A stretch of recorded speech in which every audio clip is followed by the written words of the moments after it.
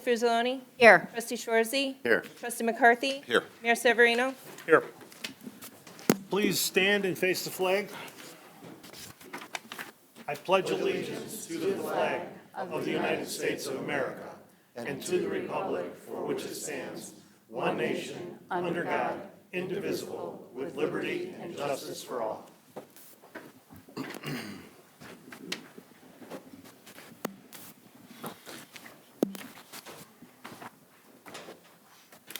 Their motion approved the minutes of our October 6, 2019 special workshop. So moved. Second? Moved by trustee McCarthy, seconded by trustee Swarzy. Clerk, call the roll. Trustee Zalik? Aye. Trustee LaRocca? Aye. Trustee Giesers? Aye. Trustee Fruzzoloni? Aye. Trustee Shorzy? Aye. Trustee McCarthy? Aye. Is there a motion to approve of the minutes of our October 7th, 2019 village board meeting? So moved. Second. Moved by trustee Geezer, seconded by trustee Zalik. Clerk, call the roll.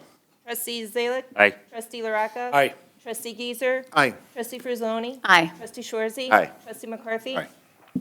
Under listening posts, we have a proclamation designating October Breast Cancer Awareness Month, and trustee Geezer had asked if he could read that. Thank you very much.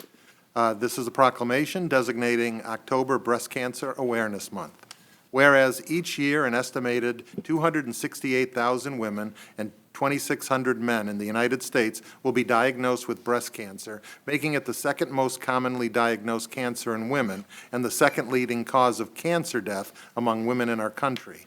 And whereas in 2016, approximately 245,299 new cases of female breast cancer were diagnosed nationally, of which 10,392 occurred in Illinois alone. And whereas in 2016, approximately 41,487 females died from breast cancer nationally. And whereas the overall 5-year survival rate for those diagnosed with stage 2 breast cancer is 95% when diagnosed at stage 1, the 5-year survival rate is 99%. And whereas a mammogram is the single most effective method of early detection and has an 80 to 90% detection rate for women with no symptoms. And whereas the DuPage County Health Department provides free breast cancer screenings for uninsured women between the ages of 40 and 64. And now therefore be it proclaimed that Mayor Frank Savarino, Sr. and the Board of Trustees of Carroll Stream, DuPage County, Illinois, in the exercise of its home rule powers, does hereby designate October Breast Cancer Awareness Month in Carroll Stream, and it encourages residents to become proactive with their health and recommend they regularly consult their physician about screenings, regular clinical breast examinations and mammograms, as well as conducting monthly breast self-exams. Proclaimed this 21st day of October, 2019. Thank you, trustee Geezer. We're going to jump around just a little bit on the agenda today. Is Daniel Morris here? Would you step forward? I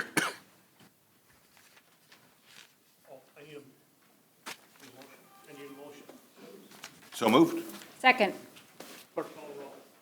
Trustee Zalik? Aye. Trustee LaRocca? Aye. Trustee Giesers? Aye. Trustee Fruzzoloni? Aye. Trustee Shorzy? Aye. Trustee McCarthy? Aye. Good weeks.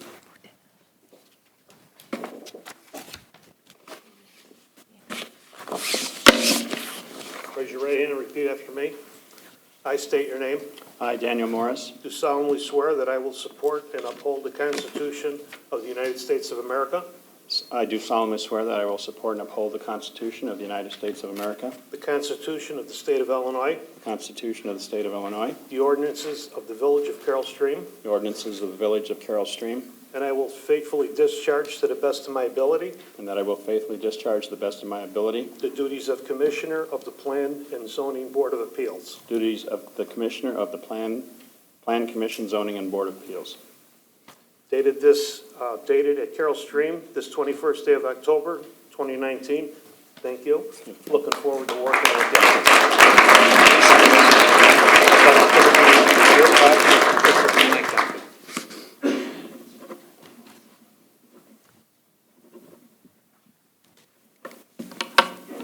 Thank you. Thank you. Thank you very much.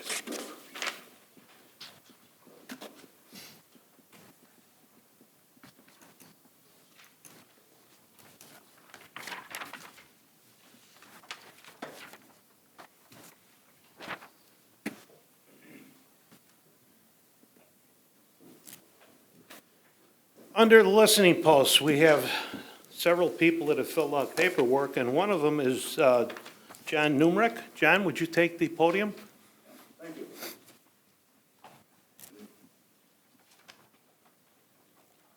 My name is John Numrick. I reside at 1226 Lakeside Lane, Carroll Stream, Illinois. Most of you, if not all of you, know that I was a police officer with the village for over 30 years. I want to talk to you a little bit about police pension and give you a little bit of background of where we're at. The pension fund began in 1972. Ironically, it started, we didn't even know it at the time because the village reached a population of 5,000. That was quite a while ago. Of the 47 years it's been in existence, I've served on the board for 42 years, so I'm kind of a long timer with this. In 1972, we started with $0. Today, we have over $51 million in assets. We have 55% invested in equities, 45% in fixed income. Last fiscal year, we had a return of 7.1%. That met our actuarial goal of 7%. We're 62% funded. The fund is made up of 5 members. 2 of them are active officers elected by the officers. 2 are civilians that are mayoral appointees, and the final one is the beneficiary, of which I am the beneficiary representative. The Carroll Stream Police Pension Fund has 38 retirees. We have 3 officers on disability, and we have 1 widow. The main reason I'm here is, you've probably read in the newspaper, in February of this year, newly elected Governor Pritzker appointed a pension commission to specifically take a look at downstate fire and police pension funds. It's kind of ironic on who got on this committee, and that's another story in itself. There were some groups that I thought should have been on the committee that weren't on the committee, but that's another story. On October 10th of this month, the commission gave their report. They had 2 major recommendations. The first one is to consolidate all of the money, so in other words, Carroll Stream's $51 million, into one mega fund consisting of literally billions of dollars. The second one had to do with, and they recommended more study needs to be done to completely abolish all of the individual police and fire pension boards. Obviously, our fund does not support that, just for the fact that we feel, for example, disabilities, that disabilities should be conducted by our people, individual boards, the decisions made, rather than some bureaucratic state board. Approximately a week and a half ago, the Carroll Stream Police Pension Board met, and in a special meeting, we unanimously passed a resolution asking the General Assembly not to pass any bill during the veto session. Our fear is, in fact, there's been no bill presented that I've seen, and the veto session starts literally in a week. My fear is that it's going to be presented and rushed through without any reasonable discussion or thorough vetting. It really needs to be done.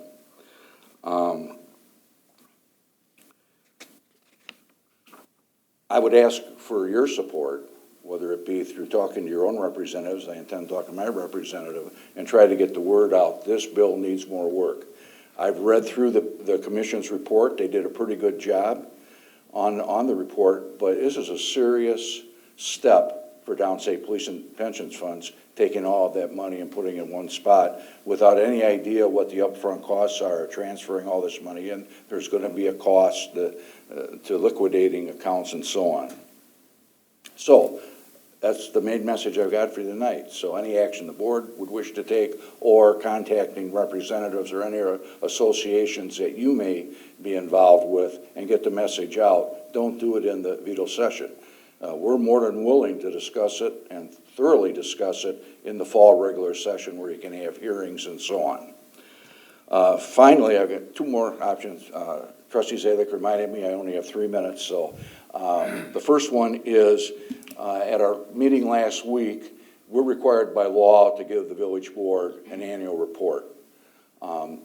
We could not get it on this agenda. I'm going to talk to John and see if, when he does get it on the agenda, I want to make sure I'm around in case any of you have any questions. It's pretty straightforward. Normally, I'm not involved, but with all the pension questions, maybe it's better I'd be at the meeting if you do have any questions. And the final point I got to make is, I want to thank the board. Not only your board, but all the boards all the way back to 1972. There was never a time, when you get the amount of money you need to contribute, that's done by usually a Department of Insurance actuary or a private actuary. The Carroll Stream Village Board has never failed to make their contribution. Never. You take a look at some of the funds, whether it be fire or police, that are only 15% funded. And I would lay odds on the reason why they're 15% funded is those municipalities and cities took pension holidays or they didn't make their contributions. So from all of us on the board and all of the retirees, we thank you for your diligent work in supporting the Carroll Stream Police Pension Fund. Thank you. Thank you. Thank you, Mr. Numerick, for your time on that board.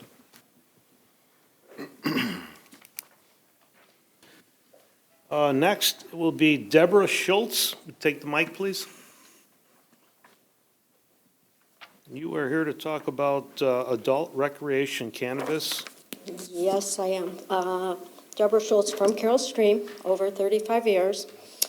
And I know tonight I think you're going to be voting on the levy, which is an obvious issue. It will go through because you need the revenue. You've told us over and over again that we need revenue. That's why we're doing this. And that's why I'd like to speak to the issue of the village permitting legalized adult recreational cannabis as well, which does not necessarily mean we will have a dispensary right away, but that you would be open to it when the time comes. It's not an issue of me personally or anybody, their liking or disliking of cannabis. As of January 1st, it will be a legal product. And I think I mentioned at the other meeting that it will be in our town no matter where it's bought. I'm speaking from the standpoint of open enterprise, free enterprise, and the need for the revenue here in Carroll Stream. It would be my hope, now that it's obvious that we will have our first property tax in, is it 50 years or something like that? It is my hope that, like in the past, you may be able to abate a part of that and bring it back to some of the taxpayers, because it's really hitting people hard, the whole tax system. And just to give you an idea, if you tell me we don't need tax dollars, we don't need sales tax or revenues, then it's a non-issue. But that's not what you've told us. And I pulled an article from Crane's Chicago Business from July 26, 2019. So it's a business magazine. And it was basically an article about how Naperville had voted it down at the time. I don't know where they're at now. And it was by one vote, one change, and that could change. But here's some of the information they gave. From the mayor of Naperville, I believe his name is Chirico, based on industry estimates that a recreational dispensary would sell about $20 million worth of marijuana annually. Naperville's mayor figures it would generate about $500,000 a year in tax revenue for Naperville. That's a modest estimate, and if it's something that Carroll Stream can't use, then forget it, but I think we do need it. Another part of the article going on, in the meantime, Green Thumb, I guess, is a cannabis production company with dispensaries.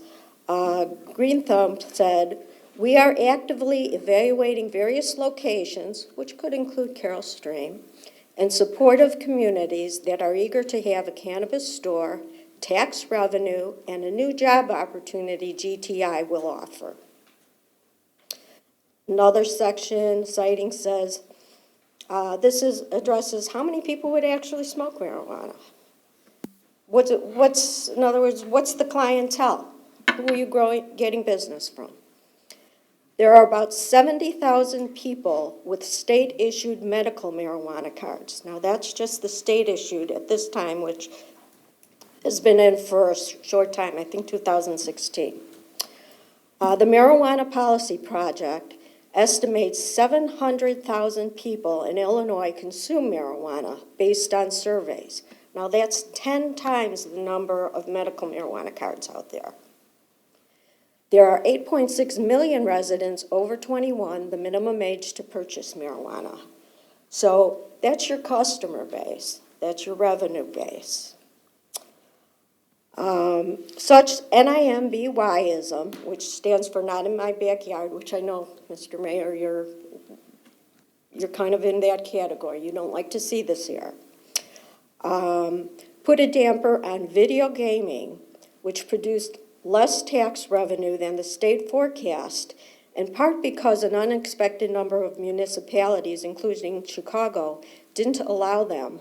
Bob Bruno, a University of Illinois professor who co-authored a study on the economic impact of legalized marijuana, doesn't foresee a repeat. As jurisdictions opt out, others will welcome. Now, what I'm saying is there will only be, I'm sorry. Oh, you're fine. Okay. There will only be so many permits allotted.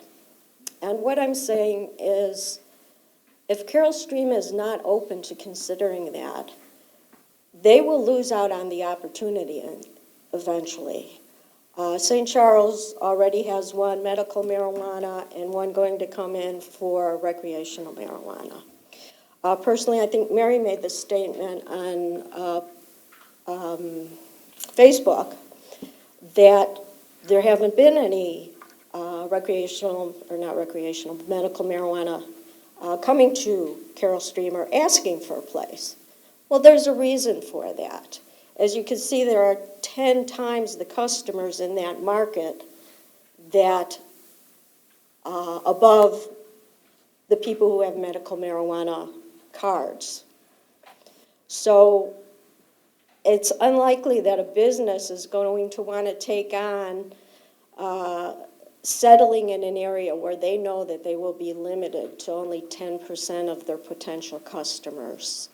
I had previously stated some information from St. Charles, which I think is a good source of beginning information since we haven't had legalized marijuana here for a long time.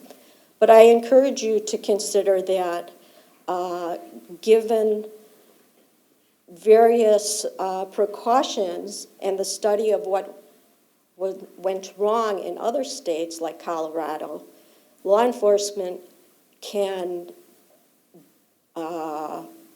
make better laws and find better ways of keeping this in place in a safe way. Because whether Carroll Stream has this or not, there will be marijuana bought in other counties or in other places right next door to us, other cities, and they will get the benefit. They will get the tax dollars. And just like with the shopping malls and bigger areas, we'll lose out. And to my knowledge, Carroll Stream doesn't have the big areas to take on big businesses that need a lot of space, including cars or whatever it may be.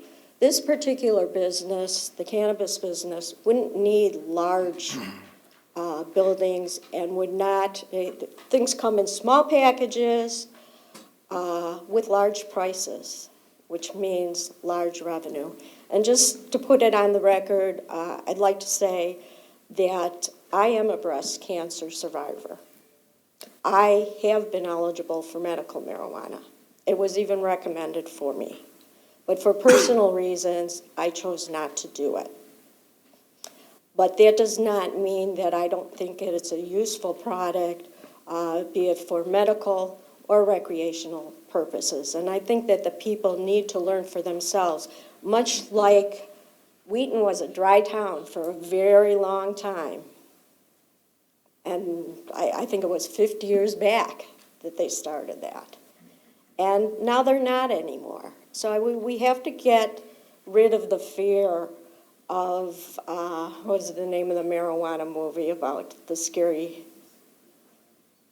Reefer Madness, Reefer Madness. We can't have that. We have to, if it's controlled by a source that knows the product, it can be controlled in the streets and that. And again, I'll go back to when we had this came directly from the chief of police in St. Charles, and I believe I sent out a notice that I had hoped you had gotten. And it did say that if you had an open container of marijuana in your car, that is not legal. So the police would not really just have to be checking for how high is this person, which we may not have a measure of yet, I don't know. But if they see an open container in a car, and I definitely do not recommend smoking marijuana and driving, or being intoxicated in any way driving. That could be caught ahead of time. So I don't want fear to influence you when you've already told us we have a definite need for revenue. I'd like to see revenue come from places outside of just our homeowners, which you've said yourself. And I think it would be a good thing and a controllable thing. And if it wasn't, guess what? They have to renew those permits. And Okay. you could just say no. All that being said, you're a yes, apparently. I am a yes. Okay, I just want to make Yes. sure. You covered a lot of ground. Thank you. Thanks, Deb. Thank you Thank for your you. time. Justin Lynch?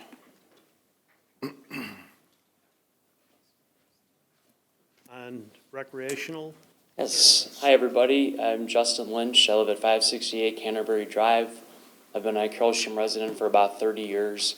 I am speaking in favor of recreational adult marijuana to be sold here. I am speaking for a couple reasons. I think that Carroll Stream is very well prepared. I think we have the most amount of officers in the state that are certified to test any sort of marijuana impairment, which I think is very impressive.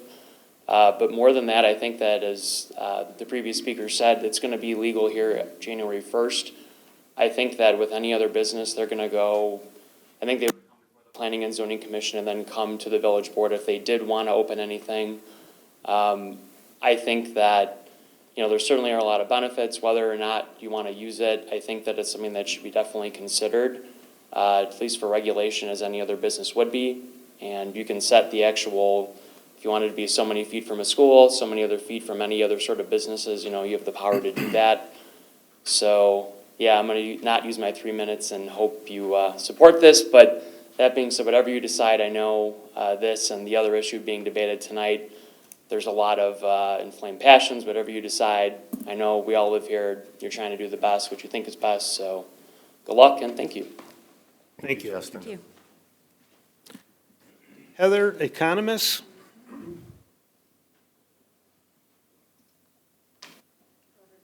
Hello.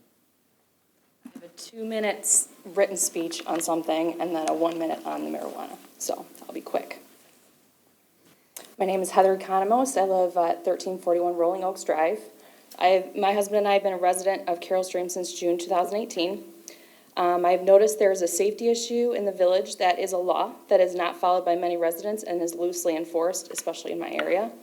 The issue is with cars parking over sidewalks during the daytime hours. A lot of our village kids walk and bike on the sidewalks, and I have seen them have to go into the street to go around the cars. I have a 6-year-old nephew and a 3-year-old niece that also live in the village. They go for walks and bike rides a lot, and they should not have to swerve into the driveway, apron, or worse, into the street to avoid the cars that park over the sidewalk. There is no excuse for it, as they can park on the street during daytime hours, but choose not to. I have tried to address the issue by emailing the village and police department last year. An officer was kind enough to come to my house to try to explain why the issue is not enforced as it should be.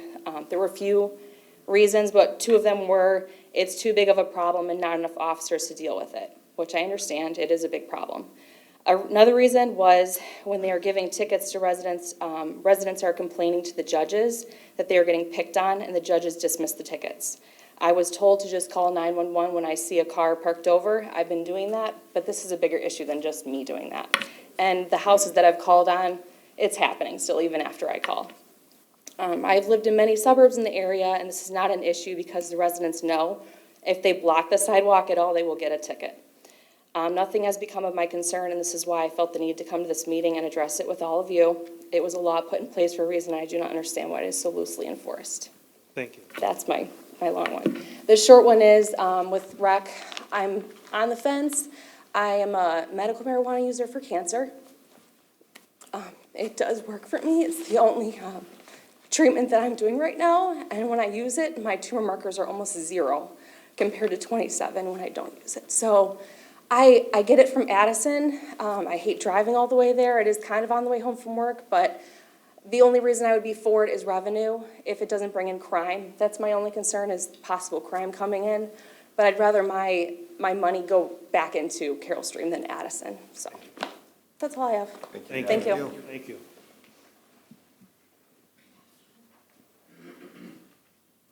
Just to make something clear, we haven't decided yet what we're doing with marijuana. I mean, if anybody thinks that this is a slam dunk in or it's a definitely out, that's why we're doing this tonight, so we could talk about it and then try to figure out where we're going from here. Even if we said tonight is going to be the night we'll tell staff to start working on this, that we would want it here, that doesn't mean we're going to get anybody that's going to want to come here. You mentioned Naperville, and I hate to use other, I got in hot water the last time I threw names around. They have 147,000 people, and 500,000, they actually put that on a referendum. They were going to do it, then they weren't going to do it, then they were going to do it. And people on Facebook put pictures of the mayor and the board, and they just decided to table it and put it on a referendum. Let the people make the choice. So, I mean, in their case, $500,000 to them, that's a lot of money to any town. But if we're at 40,000 and they're at 147,000, take that and do the math, and it's not going to be worth what a lot of people think it is, but it's a nice stream of revenue, which is very nice. Okay. So with that said, Jay Zimmerman, property tax proposal. There you go. Off the dope for a while. Something completely different. Okay. Hello again, everybody. Hi. I timed this, that's 3 minutes. I'll hit it. I'll give you 5 or 10 if you need it. Just There has not been a property tax in Carroll Stream for over 40 years. So I wonder if tonight I can dare to speak for some of the previous village mayors whose pictures are on the wall there, who with the village board surely went through some rough financial times, and though tempted perhaps, did not enact a property tax. Going back 40 years, there was a severe recession in 1980 that saw unemployment rise to almost double figures, and the economy fell by 2%. No property tax was enacted. In 1982, another recession, unemployment was over 10%, and the economy was falling nearly 3%. No property tax was enacted in Carroll Stream. In 1991, in 2001, 2 more very hard-hitting recessions, but no property tax was enacted in Carroll Stream. And to this mayor and this board's credit, the Great Recession just a few years back, but no property tax was enacted. So now, at a time when the economy has never been better, you want to enact a property tax? The economy is roaring. Consumer confidence is high. Consumer spending is vigorous. Yet sales tax in Carroll Stream is dwindling. Why is that so?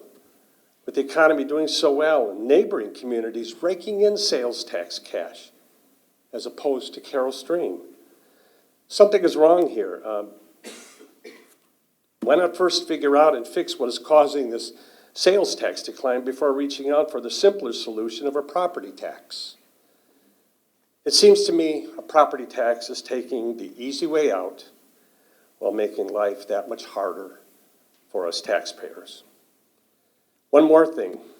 In the past, some of those mayors and boards that did enact property tax in the village wound up giving it back to the taxpayers in the form of abatements.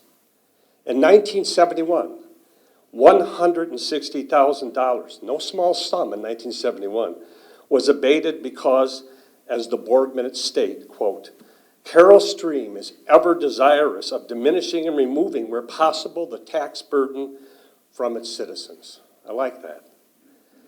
If you enact this tax, as I believe you will you abate it when your budget and sales tax flow is more stable?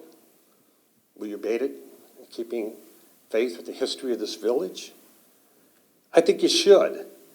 And you should make that promise, and you should codify it.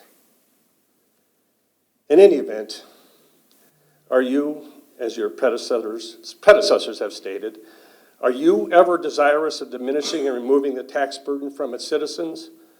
Or is your legacy going to be, just go ahead and put another tax on our backs and be damned? Thank you. Thank you.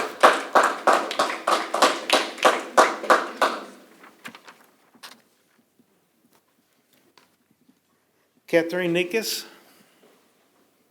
Cannabis Dispensary, and amount of tax levy. Yes. Good evening. Catherine Nakis, 1008 Evergreen Drive, for, I think, 27 years. About the tax levy, at the meetings that I was at, I believe John had and I meant to bring it with me, I forgot, that there's going to be a $3.1 billion or $1 million deficit over the next 5 years that you're going to be short, but yet we're asking for I think the thing is 3.8 for this year. You know, if I'm missing something, I'm not quite sure why it's 3.8, not closer to the 3.1, or, you know, why we have to go. Are we going to have a surplus then, or is that to cover everything? I don't know. That's my main question about the tax levy. If there's any way to get it closer to, you know, balancing the checkbook, I guess.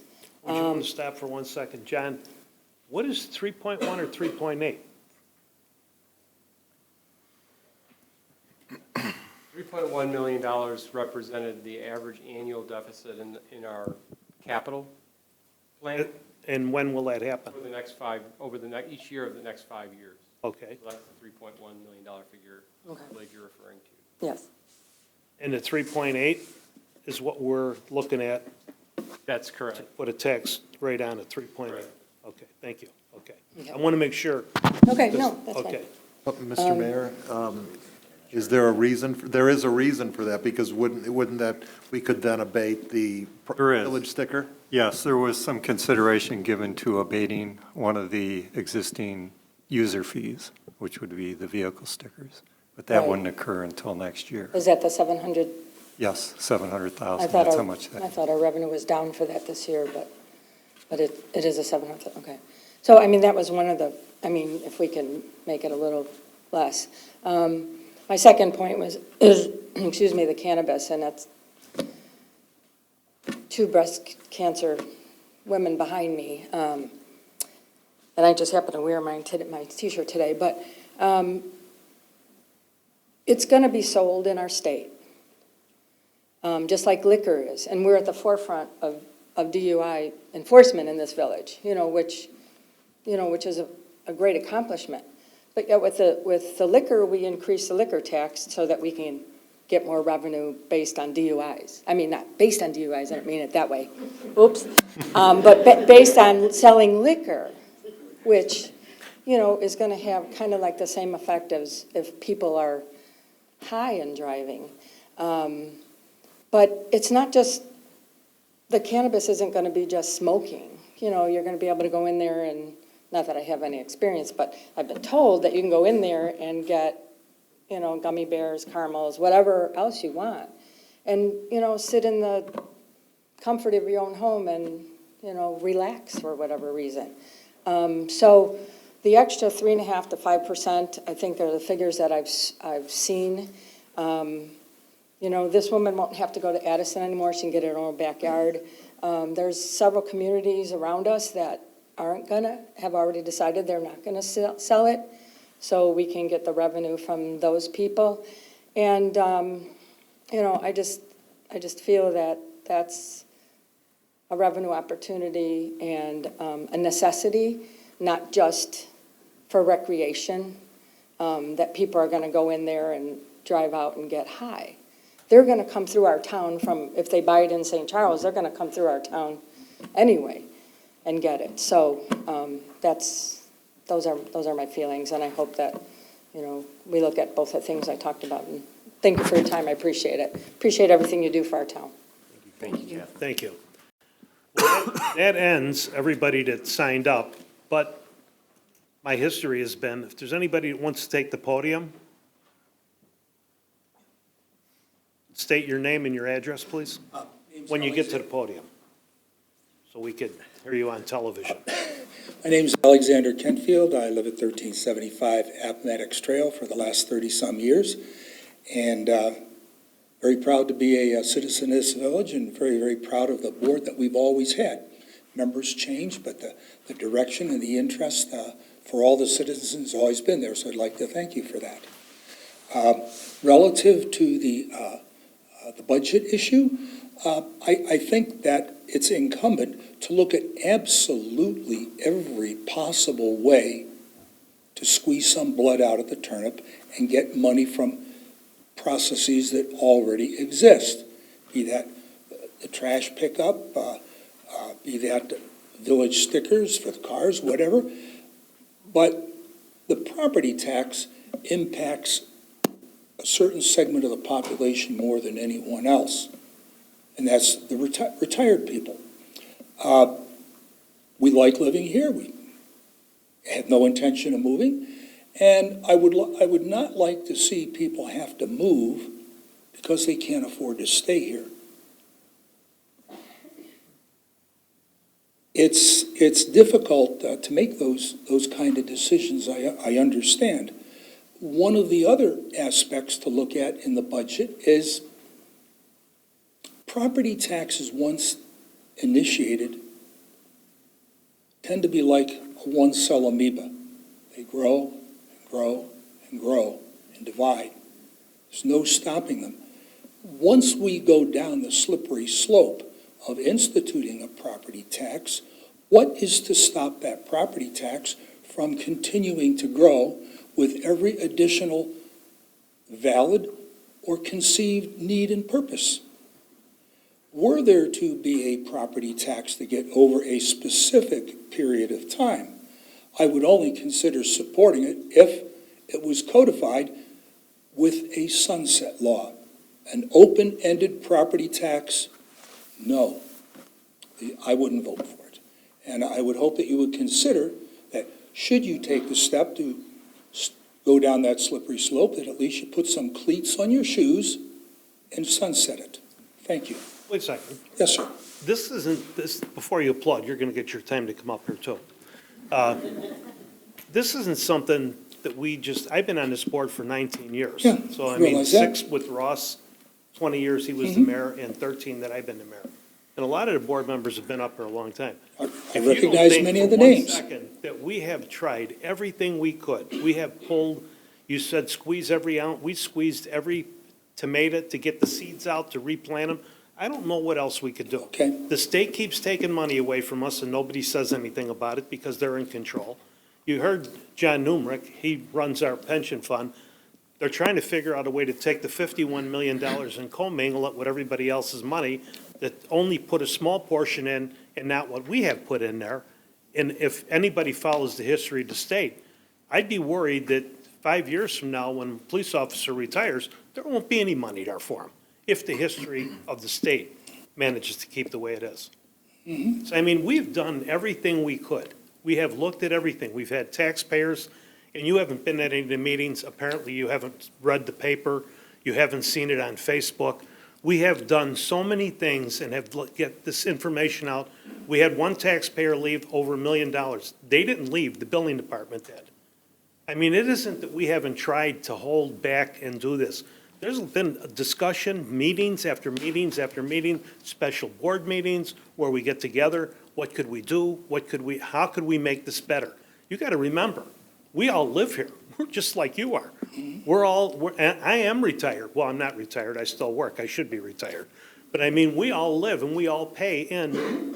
It's not like we're making the rules for the people of Carroll Stream. We are the people of Carroll Stream. You put us in this office. I understand it, but as I said in my closing remarks, were you to go ahead and do this, and it apparently seems to be absolutely necessary with what you said, I would only ask that it be sunsetted.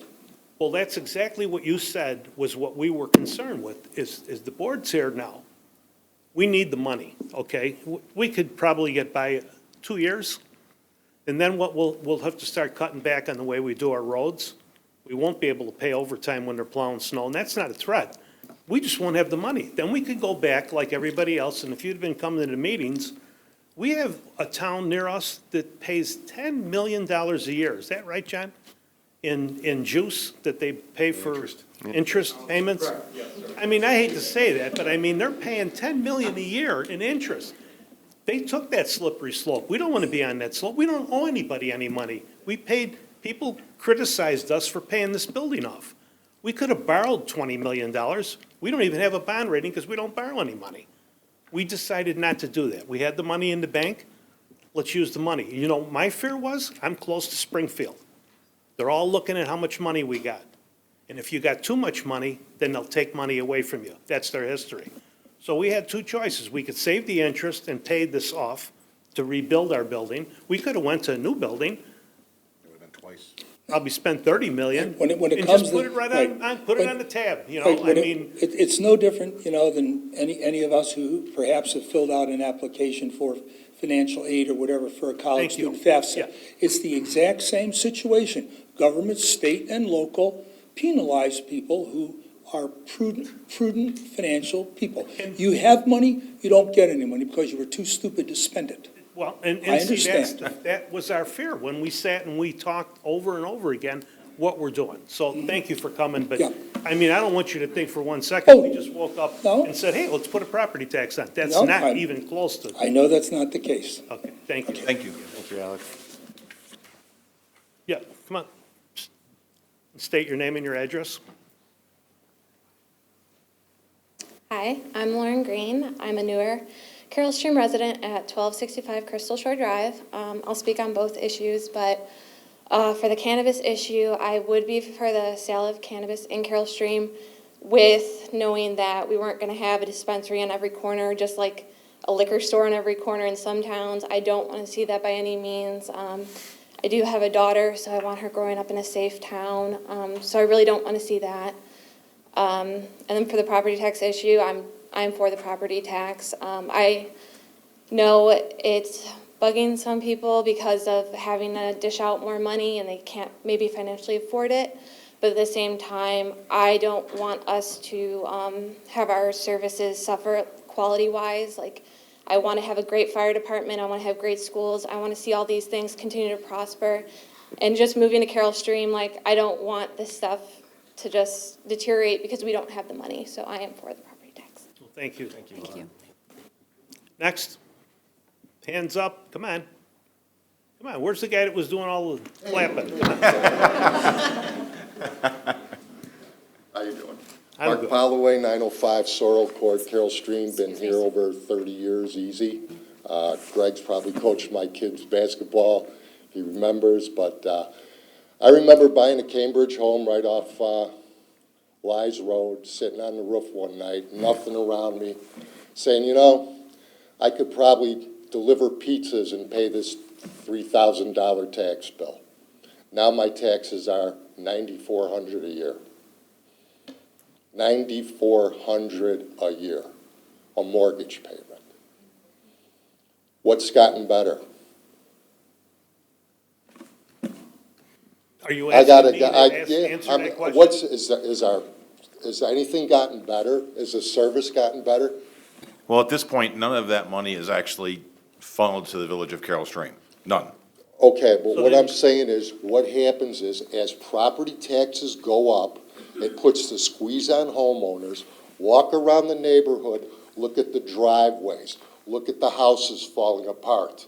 They don't have money to fix their homes because they're being taxed to death. I can't wait to get out of this state. This is ridiculous. I have a mortgage payment for a tax bill, and it's not going down anytime soon. and it's pushing people out of here. You put gambling in town. I talk to people who own restaurants here. They says people from the village come here and encourage us to put gambling in our restaurants. Really? That deteriorates the neighborhood. People lose money gambling, they have less money for their families at home, and you deteriorate the actual town you're trying to help. Taxation is punishment. That's what it is. You're taking my freedom away, my decision, my vacation at the end of the year, and you're spending it on what? So let me ask you a question. Ian, you're so versed on this. When you're grabbing your chest and that fire truck pulls up with the best paramedics trained, the best equipment they could be. Is he better than the town, one town over? I'm shoveling my snow. I get done shoveling my snow, a guy comes by, he does my You don't think sidewalk. they're paying I'm tax? not even finished and another truck comes by. Do we need that? One of the things I just want to mention is this, we've been very, very proud of having zero property tax. I mean, this is not an easy decision for any of us.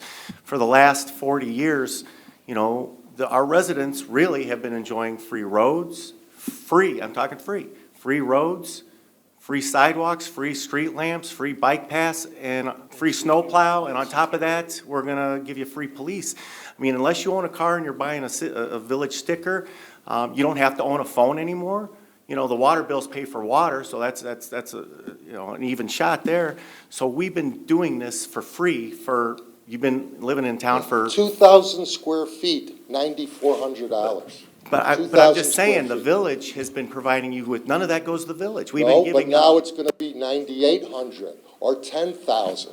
And in the how many years have you lived here? And, you know, 35 years? I need maintenance on my house. I'm too busy paying taxes on it. I get that, but I'm just saying, the 35 years you've lived here, you've been getting free services from the village. I have to say something. It is not free. We pay for it in taxes. It doesn't come to the village. It doesn't come to the village, though. I run orderly meetings. You can have the podium. Are you done? I'm finished, thank you. Thank you. Would you like to come up and speak? I've said what we say. Come on. We're all, hey, we're neighbors. It's not like, I like people when they come forward and say what they feel like. It is not free. Your income comes from us, period. It is not free. Miss, I'm sorry, I don't know your name, but, we have zero, right now, we have zero village property tax. Where Zero do you get your income? sales tax. Who pays the sales tax? People that buy stuff in Carroll Stream, people that buy their gas in Carroll Stream, people that buy their groceries in Carroll Stream. Who People, does that? those are well, I hope it's you. For the last 13 years, I've been repeating, It's been for 30 years. and I appreciate that. What's on the agenda? Not everybody does, though. Not everybody does. If we don't keep this orderly, I'll stop it because everybody that wanted to speak, you had the podium. You want to come back and speak again, you're welcome to come back. You come up with something else, I'm welcome. Are you done? I'm done. Thank you. Kathleen? I just want to say something to everybody here. We're all here tonight. We need to go to the library board meetings. We need to go to the school board meetings. We need to go to the Park District board meetings. And I've been at all of them. And I know it hasn't helped, but if in numbers, I'm sorry, I'm not speaking to you, but in numbers, this is the most that I've seen at all the 3 forums that the village has had on the tax bill. So let's all find out when all these other board meetings are, and let's get there. Do I have your commitment to do that? Let's do that, and let's make them be responsible for that. In one of the previous meetings, we had somebody come to the podium and did exactly what you just said. And I asked him, I said, did you ever go to a school board meeting? No. Did you ever go to a fire district meeting? No. Did you ever go to a library board meeting? No. Why are you here complaining? We're looking at 3.1%, the same basically amount of money that the library charges. I don't know if you could see this from there. That was done purposely. All this is the schools. But you've been here 30-some years, your kids go to school? Yes. You happy with their education? Mine all went to school here, I'm happy with their education. They're not here anymore, but I'm glad they got educated. The next one, you look at them, it's the fire district. Hey, when my wife goes down, the firemen come, they come right in, take care of her, take her to the hospital. I like that. I'm willing to pay for that. And I think a lot of people are willing to pay for that. But I mean, we're getting the heat here for such a small amount. We're asking for what the library gets for what they get. That's about what it's gonna come out to. I wish you had your tax bill, because you said, how much did you think you're gonna pay, $1,000 more? No, I'm at 9,400. How much are you gonna increase the taxes on a $350,000 home that hasn't increased in 15 years? $340, $340, roughly $340, Okay. not 1,000. I mean, didn't say we 1,000. could, we actually, this is interesting, because we had options of where to go. Trust me, we were a lot higher, and the board, we took the minimum that we could take. I mean, we took what we think we actually have to have.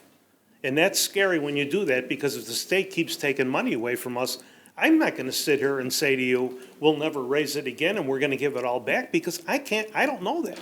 Because all we do, just like you're there, we're here the same way. He's sitting there laughing, but he don't have to go through, yeah, Mr. Zimmerman, is that what? I mean, it's like, I get it, yeah. I mean, it's okay, I get it. I get it. You don't know what we go through. I mean, everybody takes everything from us. It's like we lose people, we lose businesses, not because we didn't do a good job. They're still here. Move to another town and do your billing there, only the billing department. We have no control over that. We have people come and complain, we should need economic development. We've got people coming here all the time. We got meetings all the time. What do they want to build, a health club? Sometimes we can't stop them from building a health club. What do we get out of a health club? Zero. What'd you get out of a fountain? I wasn't, no, that wasn't, I'm well, just saying, no, you talk okay, about- and I'll only answer when someone makes a crack like that, I'm gonna tell you why. Because we have no downtown. None of us were here, And you still don't. and we never will. Right, Because- so why build a fountain on the middle of two busy intersections that nobody even goes near? Because it was the board and the mayor at that time figured out that there would be no downtown, and the builders put that money in, is that right? Some of that money went in, the property? That was. I wasn't here then, so don't take me for what I'm saying, okay? It was built from reserves that we had. Okay. I think people do Times were go there and different back enjoy it, then. and it's Yeah. part of a community. People come there and meet on Thursdays, and they enjoy it. So when he says there's no one there, I don't know if he doesn't go on Thursdays or what. Well, see, the idea of the mayor was, and the board, is because we don't have a downtown, let's have a place where we could bring people together. That was supposed to be the place and if you've been there on Thursday nights, we get anywhere from 400, 500, 2,000 people on a Thursday night concert.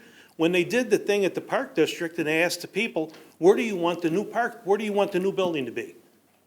We own that property where the new building went. It was unanimous. That's where they wanted it, because that's where everybody comes to. You take the other two corners, you're talking about the other two corners? No, I. One's 15 acres and it's 10 acres of wetlands. I wouldn't matter what corner you put it on, in my opinion.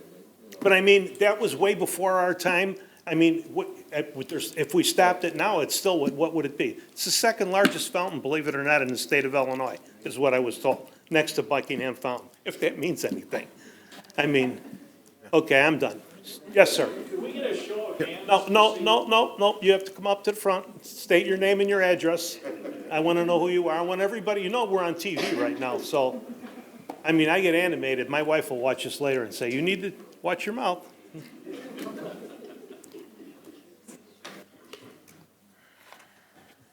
Yes, sir.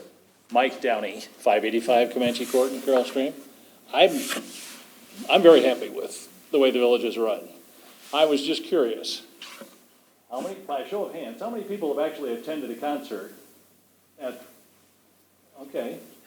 So, that's money well spent, as far as I'm concerned. Wait a second, I've got the answer for you. We don't spend one penny on those concerts. That's funded by me, him, all of us, the businesses.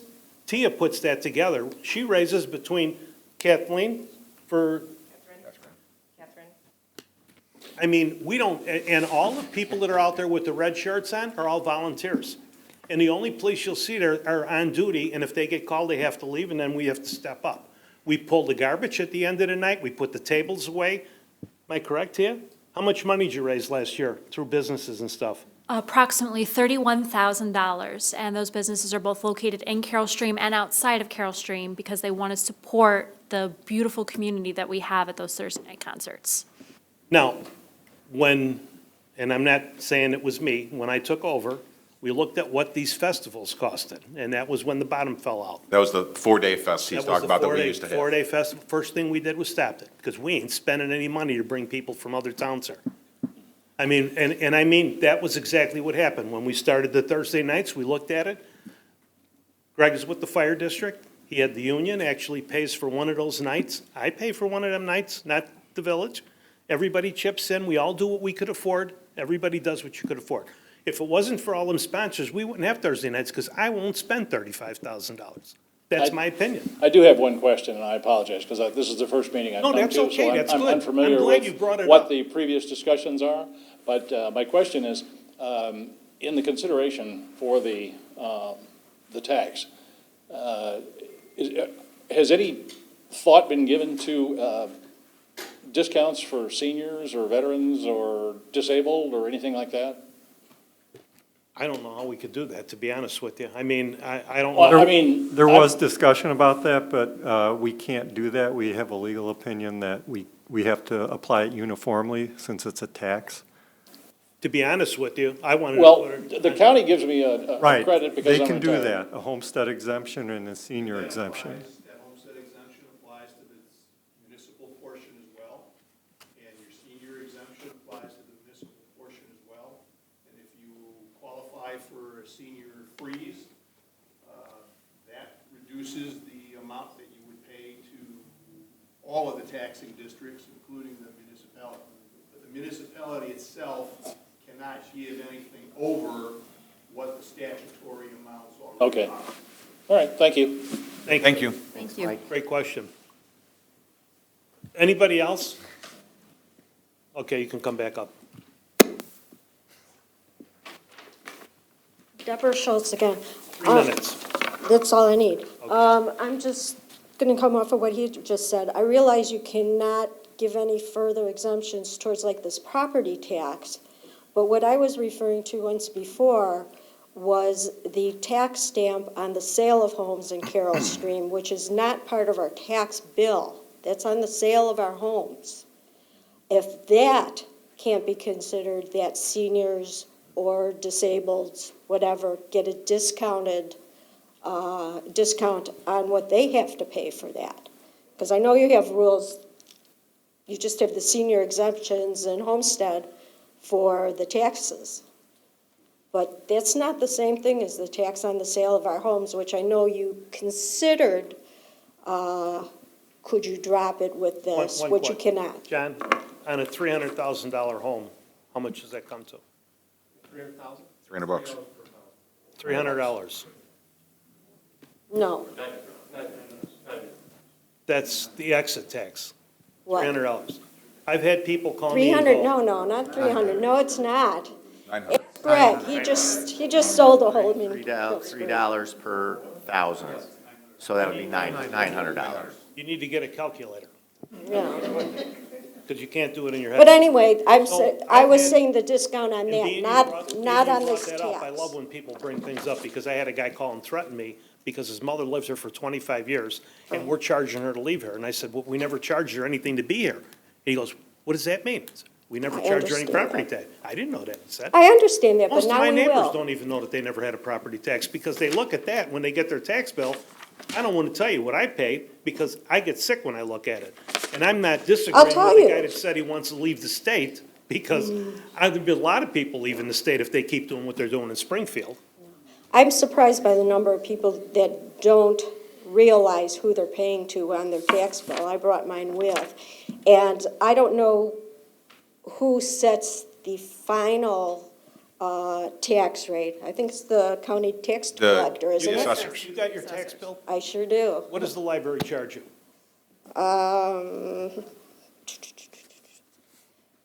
Last year was 287.77. They had a .2662 levy. So that's just. Plus their pension. Exactly what you're gonna get from us. Almost identical, correct, John? Well, Make sure no, you you're understand, John, that's the 3.8. question. Right, but You're Proposed 3.8, levy it's at gonna be more. 8 million. I'd like you to go 3.1. No, that's not, no.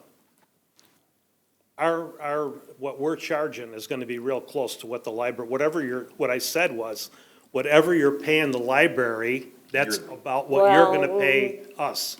I if know, we but that's pass- not what they've been saying. Theirs is lower. If But it's I won't argue it, but If it's But 200. that's not including their pension. There's a separate pension line for the yes. library. Okay, So we have to add that together. There's a separate pension line for each. I see that. So then together is,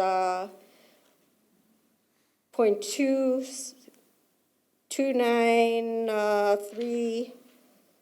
2938. 2938. You had a calculator, I didn't. 2.9. Thank you. So that's still less than 3.8. No, I think you're Percent. confusing the tax rate with the tax Percentage. levy request. Oh, okay, what's the levy So the then? village's proposed levy is $3.8 million. The library's levy for this same period is about 3.7 and a little bit more than that. Okay, so they'll be It's almost the approximately same. the So if anybody looked at their tax bill, what they're currently paying the library is about what the village's levy. Well, I figured That's what about we're- another that's what we're getting from people. $320. They think we're gonna go up like $1,000, and it's like, that's not, it may be 1,000, it may be a No. lot more than 1,000 for the guy with the 300,000 square foot Well, you building put in out the- that in- chart. In the industrial park that pays us absolutely nothing I know. in taxes. And that's the big bonus that we'll get from them. And that's where I'm hoping that you will find eventually that you don't need some of these other taxes. And I'll still go back to the question that, why not some sort of exemption or discounted price for seniors on those tax stamps for exits? Because I've lived here 35 years plus. And when I exit, I don't think there'll be the type of home in Carroll Stream that I will go to another Carroll Stream home. I'll probably go to the nursing home. But I'll be right with you. we could chat politics. But I think we're I'd always like to see that. reevaluating where we can. But we have to let the village attorney answer the question. The answer to your question is a real estate property transfers tax is considered a property tax. It's in the same statutory provision as the property tax that you get levied. So then you do charge a property tax. No, ma'am, the statute. You're getting to sound like that other Trump person.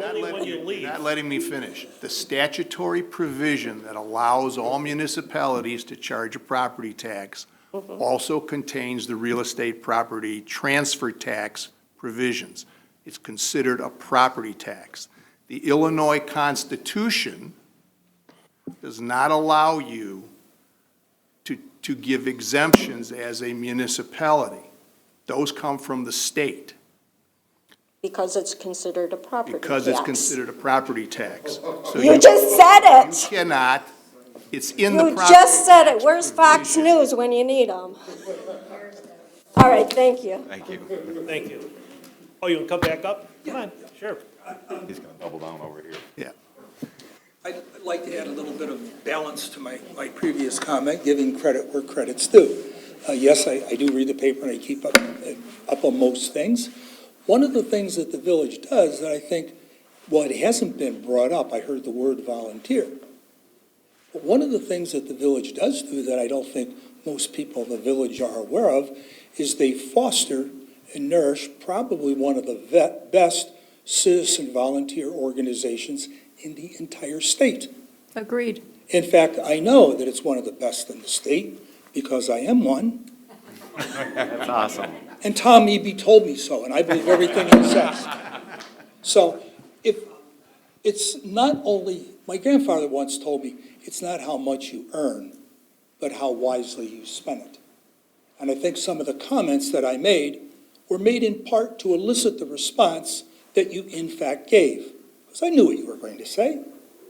You did? Yes, I did. Am I that predictable? Yes, you are. I've been with my wife for 56 Well, years. and she knows you don't know what inside and out. When you lie, your nose gets as long as Pinocchio. Well, one thing you don't know me because I don't tell lies. Yeah. I'd rather hurt your feelings and tell you the truth than tell you a lie because lies don't get anything done. Right, but a lot of people, I think, are not aware, or I was not that aware, of how far you folks have peeled the onion to try to make savings.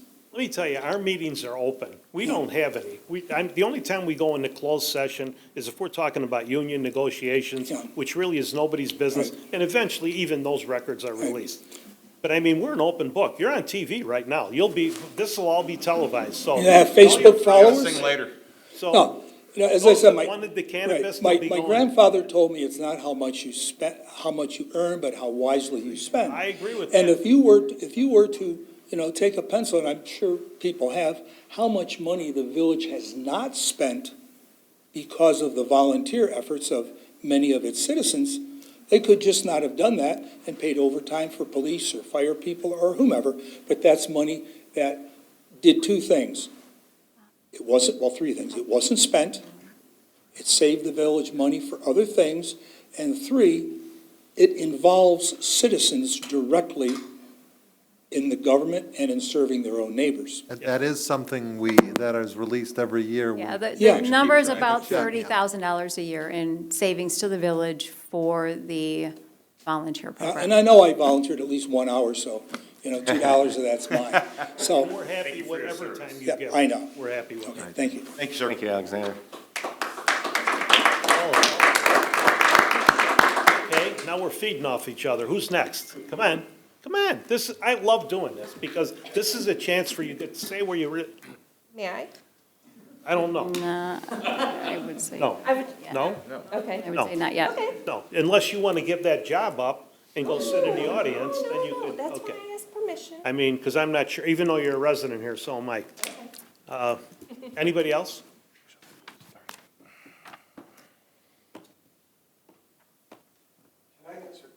Oh, my God, come up here, I love you. No, I have a question, I want to make sure that I'm right on something. No, that's okay, that's good. I'm already bringing it up, because we've been talking about the library. What's your name again, sir? I'm sorry. John Zimmerman. Thank you.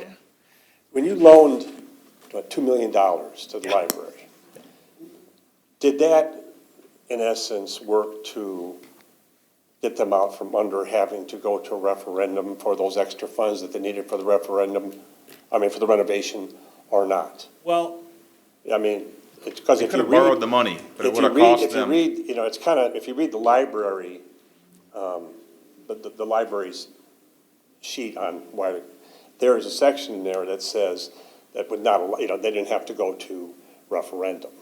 So if that's what you did, I think it's kind of sneaky, but if that's not what, if that's not true, then I just want to be told that that thinking that I have is wrong. That the 2 million that you lent them got them from under a We did it in referendum. an open Because the meeting. referendum, And how no, wait, could- I'm just asking whether that It got was them on out. television, I'm Can I sure. finish? The library, they've had 3 referendums.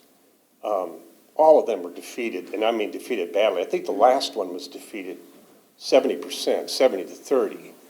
So that's pretty significant. All I'm asking is, yes or no, am I wrong? All right, I'll put it this way. Am I wrong to say that the $2 million loan got them from having to go to referendum for that money? Yes or no? May I, Mr. Mayor? yeah, go ahead. From what I understand, you're wrong. I'm wrong. Okay, thank you. So,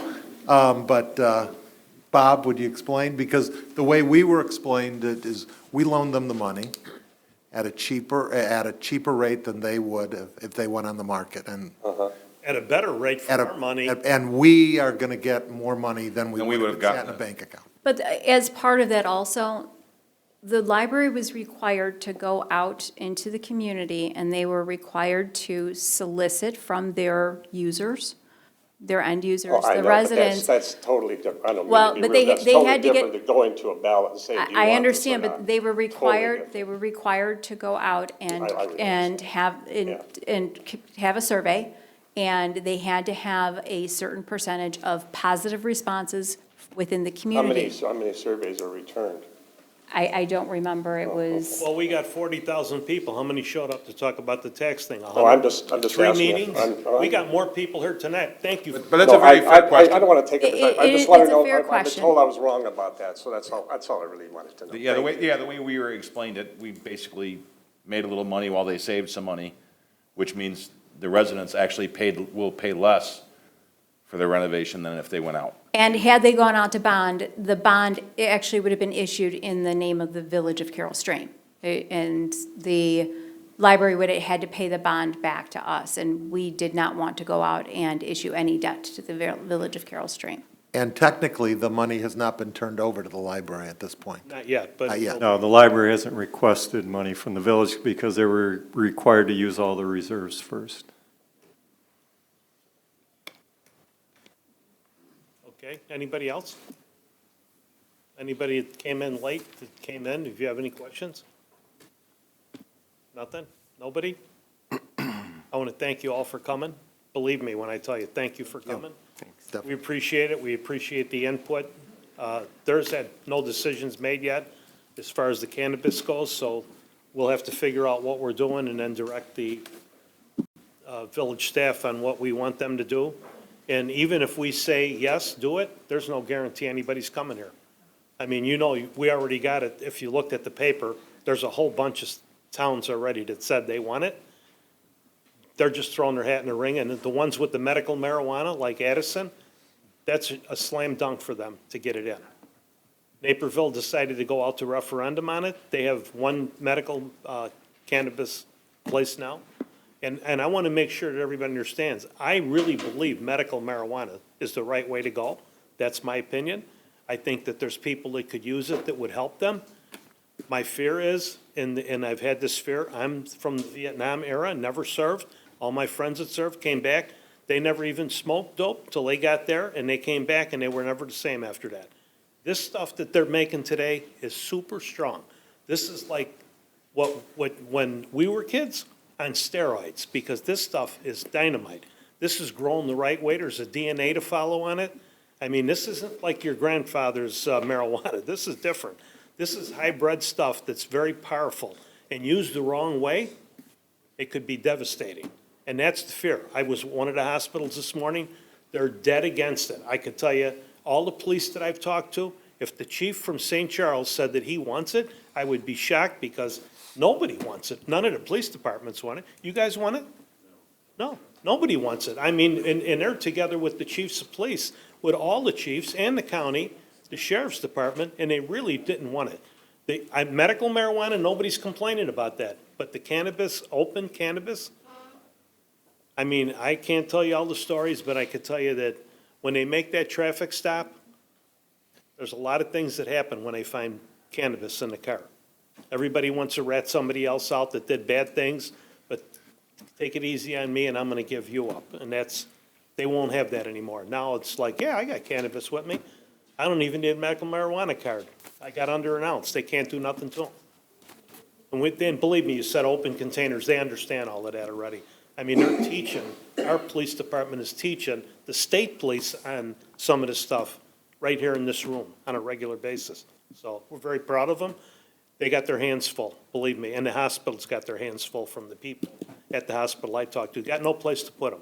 When they come in stretched out, they bring them back to life and right back out on the street again. So it is what it is. So as good as it is, or as bad as it's gonna be, sometimes it's not always about the money, but 8% of that money that the state's gonna give us is all going to the police department, because the state knows that they're gonna need that money to try and figure out a way to make sure we know when somebody's driving with cannabis. So again, thank you all for coming. You're welcome to stick around for the rest of the meeting. We get very boring. This was exciting for us, so thank you for coming out.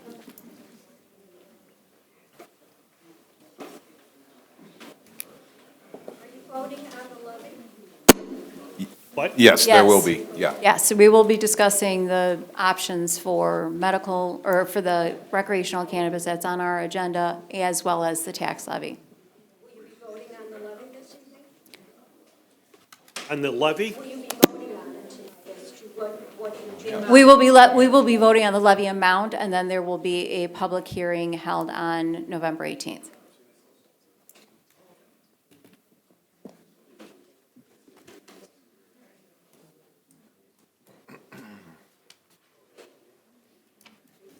Is there a motion to establish a consent agenda? So moved. Second? Moved by trustee Swarzy, seconded by trustee McCarthy. Clerk, call the roll. Trustee Zalik. Aye. Trustee LaRocca. Aye. Trustee Giesert. Aye. Trustee Frusloni. Aye. Trustee Shorzy. Aye. Trustee McCarthy. Aye. Madam Clerk, would you please read what is on the consent agenda? Certainly. Under staff reports and recommendations, number 1, 2019 crack fill project, final payment to SKC Construction Inc. in the amount of $75,658.08 in acceptance of the 2019 crack fill project. Yes. Yes. Number 2, recreational adult use cannabis, request for village board direction. Off. Off. Number 3, approval of independent contractor agreements for snow plowing with designated firms and rates and for the walkway snow clearing pilot program with AJD Construction and Concrete. Yes. Yes. Number 4, award of contract to Stephen F. Schmidt Consulting, Inc. for Police Department Administrative Services at the contract rate of $11,500 a month. Yes. Yes. Under resolutions, we have a resolution to record the determination of the corporate authorities of the Village of Carroll Stream of the amounts of money estimated to be necessary to be raised by taxation on taxable property for the fiscal year beginning May 1, 2019 and ending April 30, 2020. The village is requesting a tax levy totaling $3,800,000, and the library is requesting a tax levy totaling $3,674,461 for 2019. Off. Number 2, resolution approving a plat of dedication for public right-of-way purposes, 24W 461 North Avenue, Winfield. Yes. Yes. That is resolution number 3,110. Number 3, resolution authorizing the execution of the Illinois Department of Transportation Local Public Agency Agreement for the federal participation Lee's Road Bike Trail between Gary Avenue and Schmale Road. Yes. Yes. That's resolution number 3111. Resolution authorizing the execution of an Illinois Department of Transportation Preliminary Engineering Services Agreement for federal participation with regard to Lee's Road Bike Path Extension from Gary Avenue to Schmale Road. Yes. Yes. That's resolution number 3112. Under new business, number 1, well, we did that already. Do I still say it? Yes, I have to do the second. Okay. Raffle license application, Glenbard North High School basketball program. Request for approval of a raffle license and waiver of Laura. the fee. Pardon me? The planning one first. We do The have other to, member. Oh, so I do read that one? Yeah. yes. I thought we, Well, just for Frank. okay. Yeah, they kind of mixed it in together, so I apologize. That would be the Right, I reappointment see. of Frank. I'm sorry. Number 1, recommendation to appoint Daniel Morris to the Plan Commission Zoning Board of Appeals for a term expiring October 31, 2024, and the reappointment of Frank Patella to the Plan Commission Zoning Board of Appeals for a term expiring October 31, 2024. Yes. Yes. Frank Patel. Just, Right. correct. Number 2, raffle license application, Glenbard North High School basketball program. Request for approval of a raffle license and waiver of the fee and manager's fidelity bond for their raffle to be held on November 23, 2019. Yes. Yes. Under payment of bills, we have regular bills October 8, 2019 through October 21, 2019. Yes. Yes. Yes. Number 2, addendum warrants, October 8, 2019 through October 21, 2019.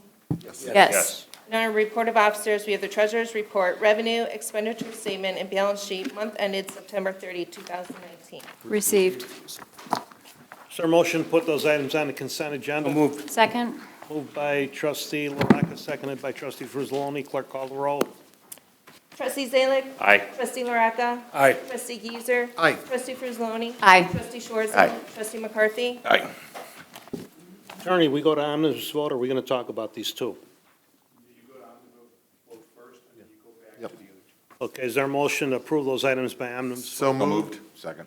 Moved by trustee Geezer, seconded by trustee McCarthy. Clerk, call the roll. Trustee Zalick. Aye. Trustee LaRocca. Aye. Trustee Geezer. Aye. Trustee Frizzaloni. Aye. Trustee Shorston. Aye. Trustee McCarthy. Aye. Let's take H2 first. That's recreational adult cannabis, and there was like 3 or 4 people at one time. Trustee Frizzaloni, was that you first on that one? No? I was first on the tax one. Okay, well, I who? off them. Okay, you offed them both, so we'll start with trustee McCarthy. The recreational cannabis, the biggest thing is no matter what we do, it's still going to be in town. It's legal, as a bunch of people stated, it's going to be here either way. Yes, I know there's a good chance nobody's going to want to permit in Carroll Stream based on, as the mayor said, the size of our community and you know, where we're at traffic-wise. Ask Trader Joe's, they don't want to be here either. But big picture, I think we should allow it. But we should be very careful where we allow it.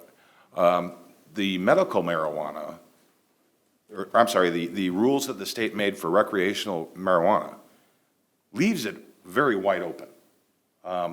You can be close to schools, you can be close to church, if we do approve it, I want to see at minimum the medical marijuana distances from things, if not more. Possibly away from all residential. I'd be open to discuss, but I think we should, if possible, leave some room open to allow it. Thank you. Trustee Geezer. I, too, concur with trustee McCarthy. It will be legal statewide on January 1st. We will have to deal with the consequences of legalized marijuana throughout the state if we choose to allow or not allow. I have complete confidence in our police department. Our police department are experts in detecting impaired drivers. And we are the leaders within the nation. We teach departments and officers throughout the country about drug recognition, that we are the drug recognition experts. And I believe they will continue to keep us safe and keep the impaired drivers off the road. As I said, it will be legal.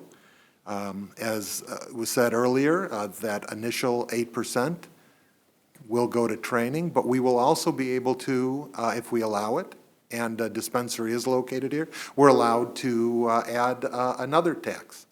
And that money could, again, go to additional training. It could go to additional police services, or village services. That needs to be determined. So, again, since it has not been legal in the state, you know, we don't have concrete information about issues, but based on taking a look at the medical dispensaries, there have been no issues. The biggest issue, from the research I've done, are people trying to fake cards. And that's, you know, I think that's something kids have done with fake IDs for years. But again, we have a police department who are experts in the detection of this type of thing. So, as Trustee McCarthy said, the thing we're going to have to concern ourselves with is zoning, and we do have control. We would have control of that. So, to keep it away from a school or a church or whatever, as a board, as a body, we can consider. But I think this is something, especially as we are asking people to, as we are justifying that we need a property tax, we need money to continue the services in our community. This could be some additional revenue that we sorely need. Thank you, Trustee Geezer. Next. I'm going to say that I disagree with both Trustee McCarthy and Trustee Geezer. My recommendation is to opt out. This isn't a very extensive law, but it is a very vaguely written law. There's still so much we don't know. We don't know the impact it's going to have on our community yet. No, we can't stop people from using it. No, we can't stop people from buying it and bringing it into Carroll Stream. And I have 100% faith in our police department, but I think what you don't understand is there's thousands and thousands and thousands of cars that come through Carroll Stream every single day. We have 7 DREs. That's drug recognition experts. 7. Now, those drug recognition experts, they're phenomenal. I help them with their training. I watch them as they do their training. I know what it takes for them to get certified. But they're also going to be helping other communities who don't have drug recognition experts yet. So we're going to be stretching our experts very thin as they're trying to help other communities. I also agree 100% with the mayor. We are introducing legalized marijuana to people who have never tried marijuana before. And the potency of it and the reaction that people will have to it, they have no idea how they're going to respond to it. They don't know how they're going to be able to function behind the wheel of a car. We have businesses, we have a very large industrial park, and I've had so many businesses say, I don't want it in my town. I don't want you to put it in the industrial park. I don't want you to put it in a residential area. I don't want you to put it in a retail area. I don't want to have to worry about my employees going out at lunch, buying it on their 30-minute lunch, getting high, and then coming into my factory and operating my equipment. It's my personal opinion. You can shake your heads and disagree with me. That's my personal opinion on recreational marijuana. I see a huge value in medical marijuana. I have a very dear friend who has battled cancer, and it was the only thing that helped her. So there is value to it on the medical side, but on the recreational side, I think we're going to be asking for more problems than it's worth. I also have the personal experience that my husband has worked for many years that we've been married for a pharmaceutical company. And in the middle of the night, he would get alarm calls, and he'd have to go to special trainings because people were it was getting to the point where the pharmaceutical companies were taking down the names of their companies off of their signs outside of their businesses because they had scheduled narcotics or other scheduled type drugs in there. And what people were doing is they were cutting through the roofs of these warehouses, and they were rappelling in. They were stealing millions of dollars worth of drugs and out before they could even trip a sensor to get the police there. And if you don't think that's going to happen with the prices that the recreational marijuana is going to cost people and the 35 or 40% in taxes that they're going to pay, I think we're going to be asking for more trouble than it's worth. I'm not saying that recreational marijuana is not coming to Carroll Stream. I just don't think we're ready for it, and I'd really rather see what the other towns are doing and how they're going to handle it so we see what the best practices are before we bring it to our town. That's my opinion. Thank you, Trustee Frizzaloni. Was that a no? That's a no. What was that? I recommend that we opt out.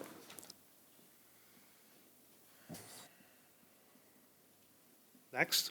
I can't add any more to what was just said, but I 100% agree with Trustee Frizzaloni. I don't want to see it sold in this town. Yes, it's going to be here. It's here now. It's been here for years, just hasn't been legalized. And I agree that we hear all about the revenue side of it, but we haven't heard anything about the expenditure side of it, and I think it's going to be significant. So I'll spare you the rest of the time. If you want to pin me down afterwards and talk to me directly, I'll give you my thoughts. But I'll end that for now, but I'm going to come back. So you're not. I am a no. You're a no. Okay. Trustee Swarzy. Thank you, sir.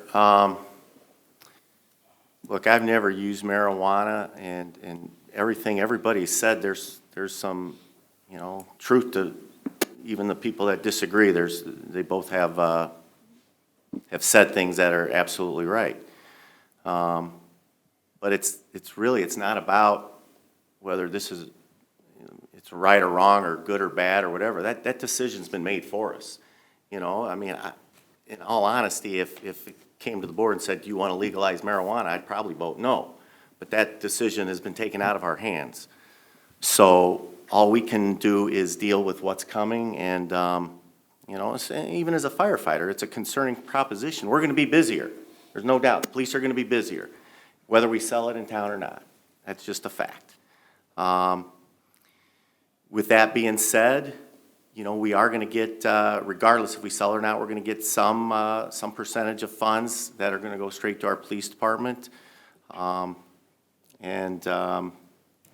gonna be busier, we might as well use that money, not only the 8%, but we might as well use the 3%. Maybe we can hire more police officers to patrol the streets. Nothing to say it has to go to nothing but training.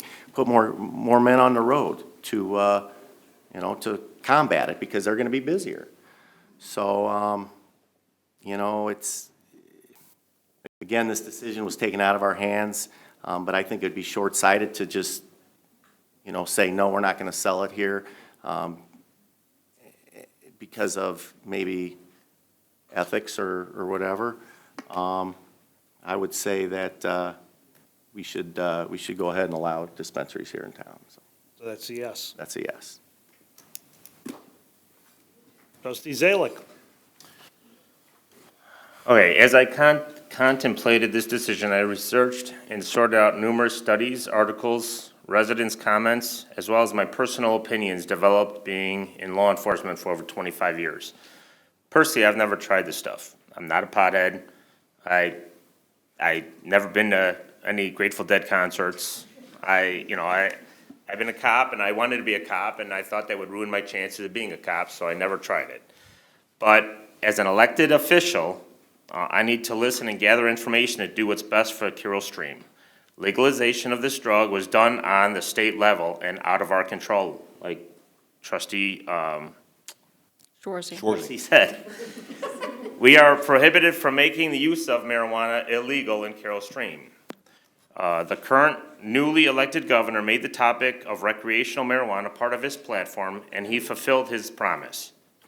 I personally contacted the DuPage County Election Division to ascertain what percentage of voters voted for JB. Now, we went through I went to Andrew, and he was gracious enough to compile some numbers for me.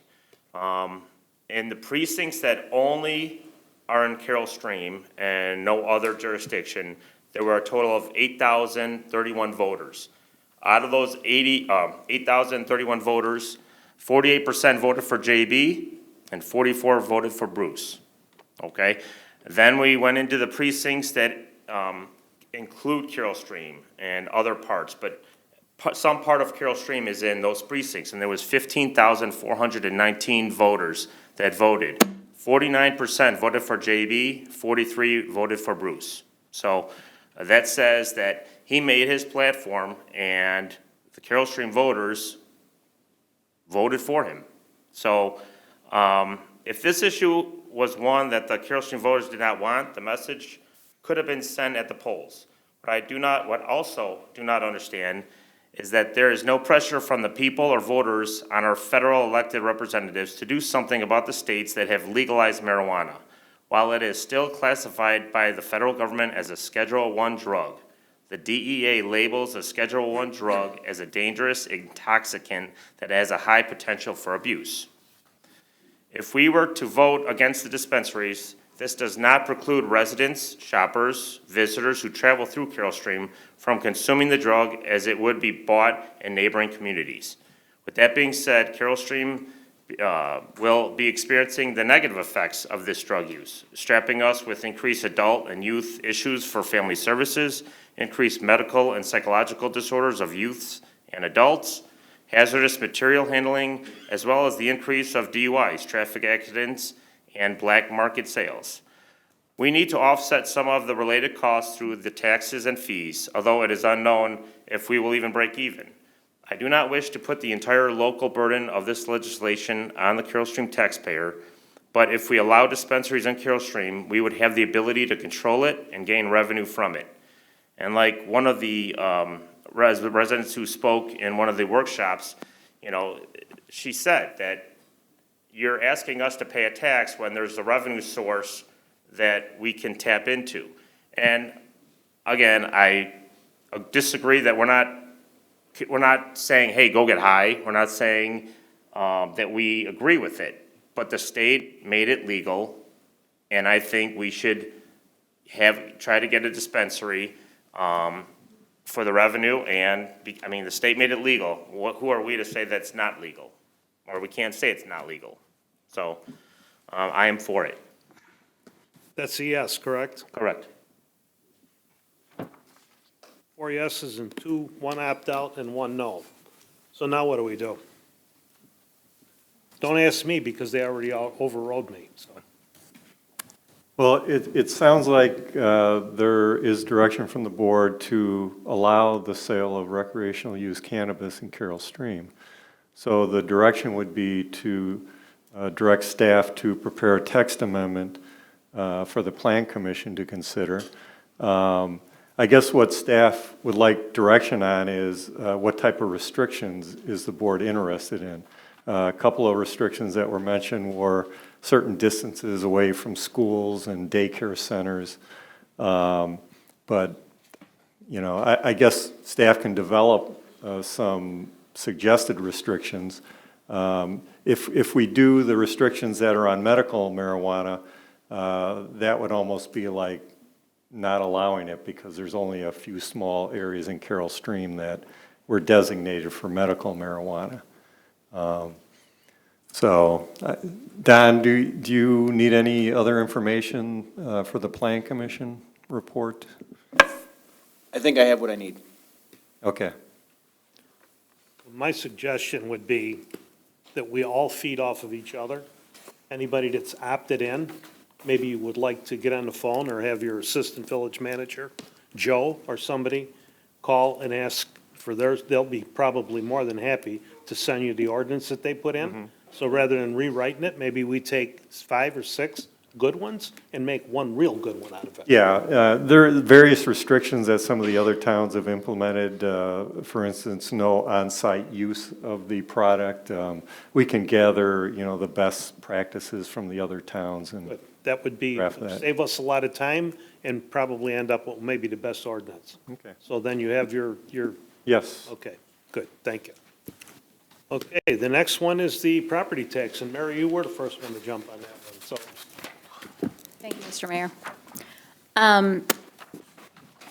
There's been a lot of discussion about the property tax, and there has been a lot of emotion that goes into this. We are not immune up at the board here for the emotions that go into this. We are making a decision that is going to impact ourselves, our friends, our families, our neighbors, our community.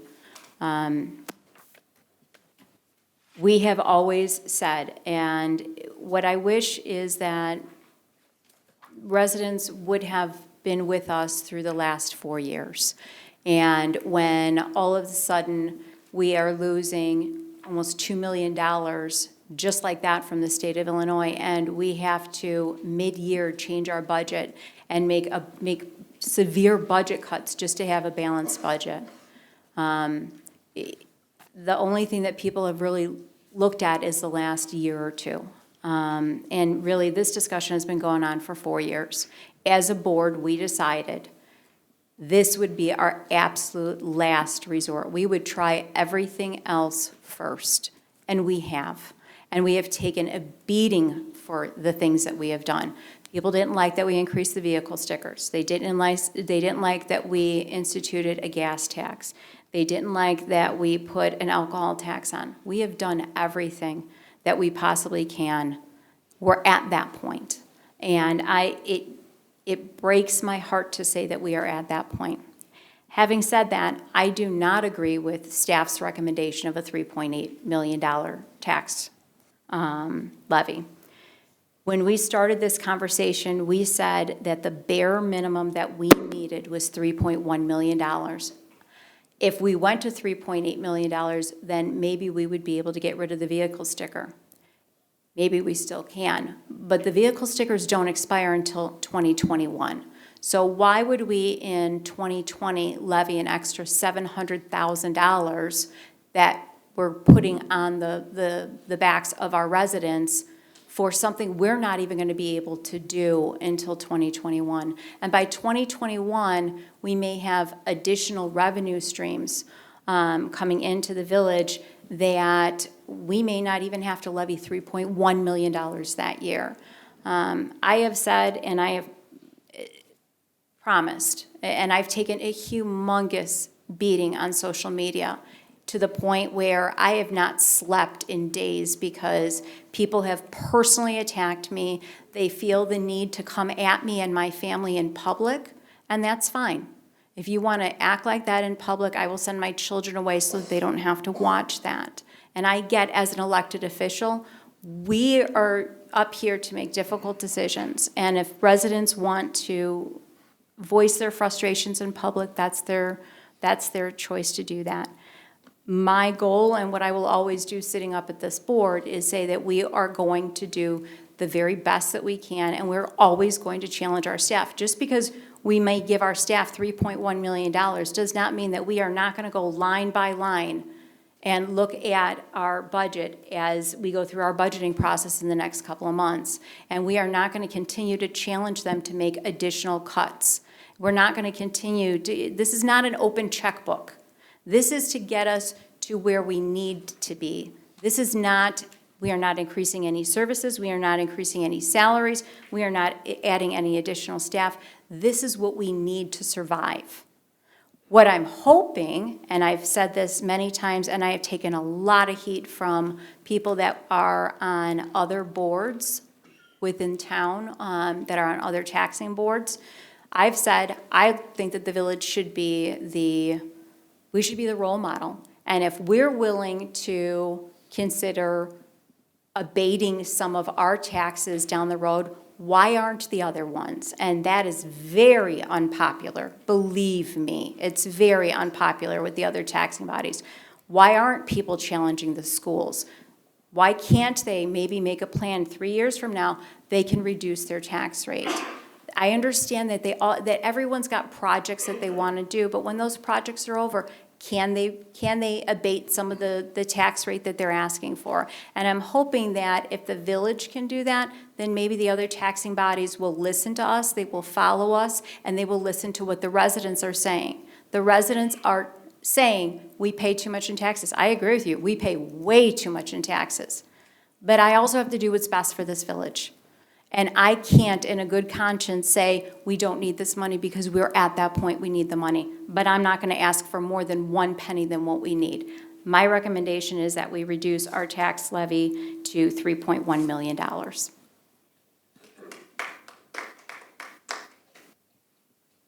McCarthy. You've heard us talk about, we've added a gas tax, and we've added a liquor tax, and increased the vehicle stickers. We've also, when full-time people have left, we've taken their job and turned it into part-time positions. That means no longer are there pensions to pay and health benefits to pay. Our Public Works Department takes a 10-year-old truck and sends it in for rebuild that we get another 10 years out of, saving us 50% of what we would have had to pay for a new truck. We tried cutting back on snow plowing to save a substantial amount of money. That worked for one snowstorm. People didn't like it, so we said, okay. So what we get stuck in is the service level we have. If we cut it back, everybody's at our doorstep. If we keep it up, what happens is we get to the point of needing to have a property tax. Now, while we don't know what the internet property tax next year will bring. Sales tax. Internet sales tax, correct. We don't know what it'll bring. And this is why I actually agree with Trustee Frusaloni that I'd like to start at 3.1 million as opposed to 3.8. Understand, if the internet sales tax does not come in anywhere, it becomes minimal. We'll be back here next year, that extra 700,000, and it could end up being more depending on business. It could happen. The board we have here, the board and the staff we have here, I have absolute confidence in that it will be conservatively used, and again, come budget time, we're not afraid to make cuts. We've shown that time and again. We've shown it mid-year. So, yes, a property tax is necessary. We don't have a choice. But I believe if we start out at the 3.1, see where we're at next year, we've now filled in for that year 3 deficit over the first 2 years. So we do have a little time to readjust, because I think there's some things we could do to save chunks. I'm not going to bring that up yet. That's for budget meetings.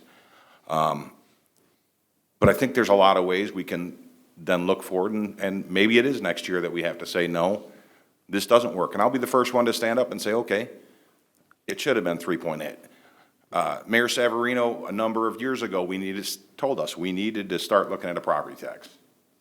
And I was dead set no. I will tell you now, it was a mistake.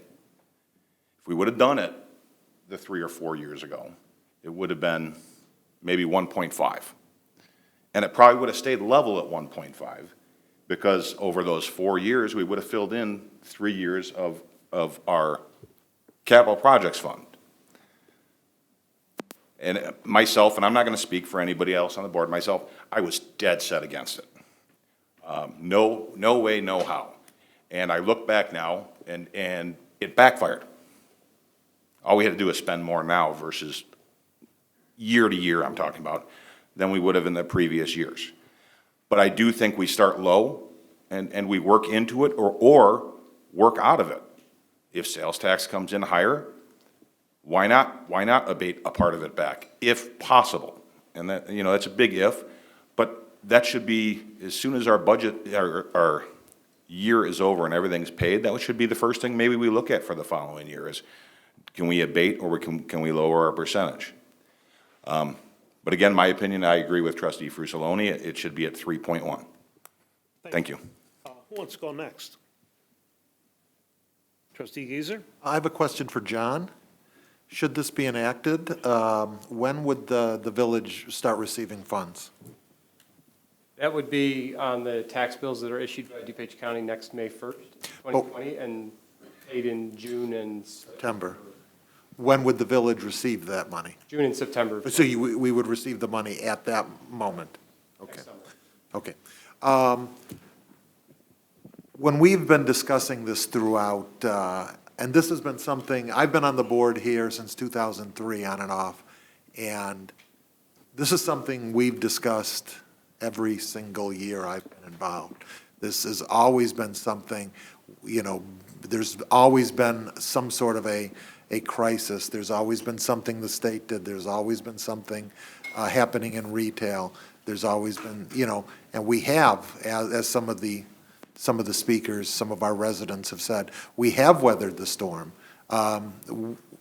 We're bruised, but we've made it through some of them. As Trustee Frusaloni has said, as Trustee McCarthy said, we've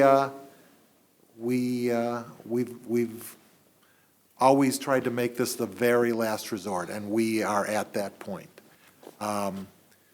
Throughout our discussions, we have talked about anywhere from 6 million, 5 million to the 3.1 million. I'm of the belief it should be the 3.8 million that's being requested. I don't have a problem with what you guys are saying. I think you guys, there's merit to it.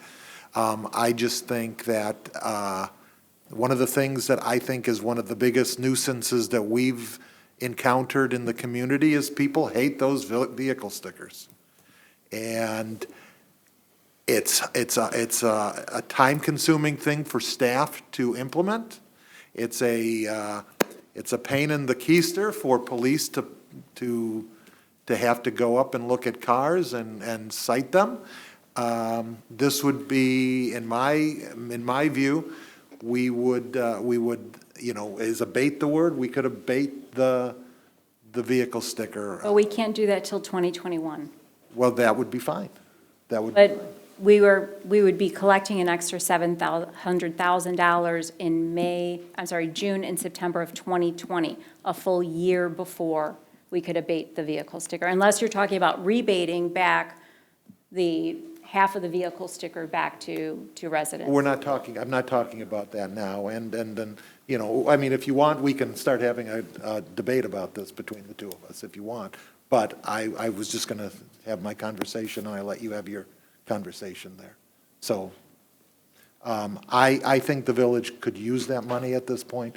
We can use that for police and other programming that we need within the services we need, and I'm going for the 3.8. Thank you, Trustee Geiser. Trustee Suarez. Thank you, sir. Again, respect to everyone who's spoken up here and respect to everybody in the audience who had some thoughts. You know, 2 years ago, we had a business, and you mentioned this earlier, we had a business who was $1 million a year sales tax generator, biggest one in our town. They decide to take their accounting office. Now, this is a 200,000 square foot, maybe bigger, I don't know, 200,000 square foot business employing a couple hundred people. Decide to take their accounting office and move it to Itasca, you know, in a one-room schoolhouse. And they took that $1 million with them. And yet, we provide police protection to that area. We plow the snow in that area. They have, I don't know, 2 dozen semis, three dozen semis a day, you know, tearing up our roads that we continue to take care of.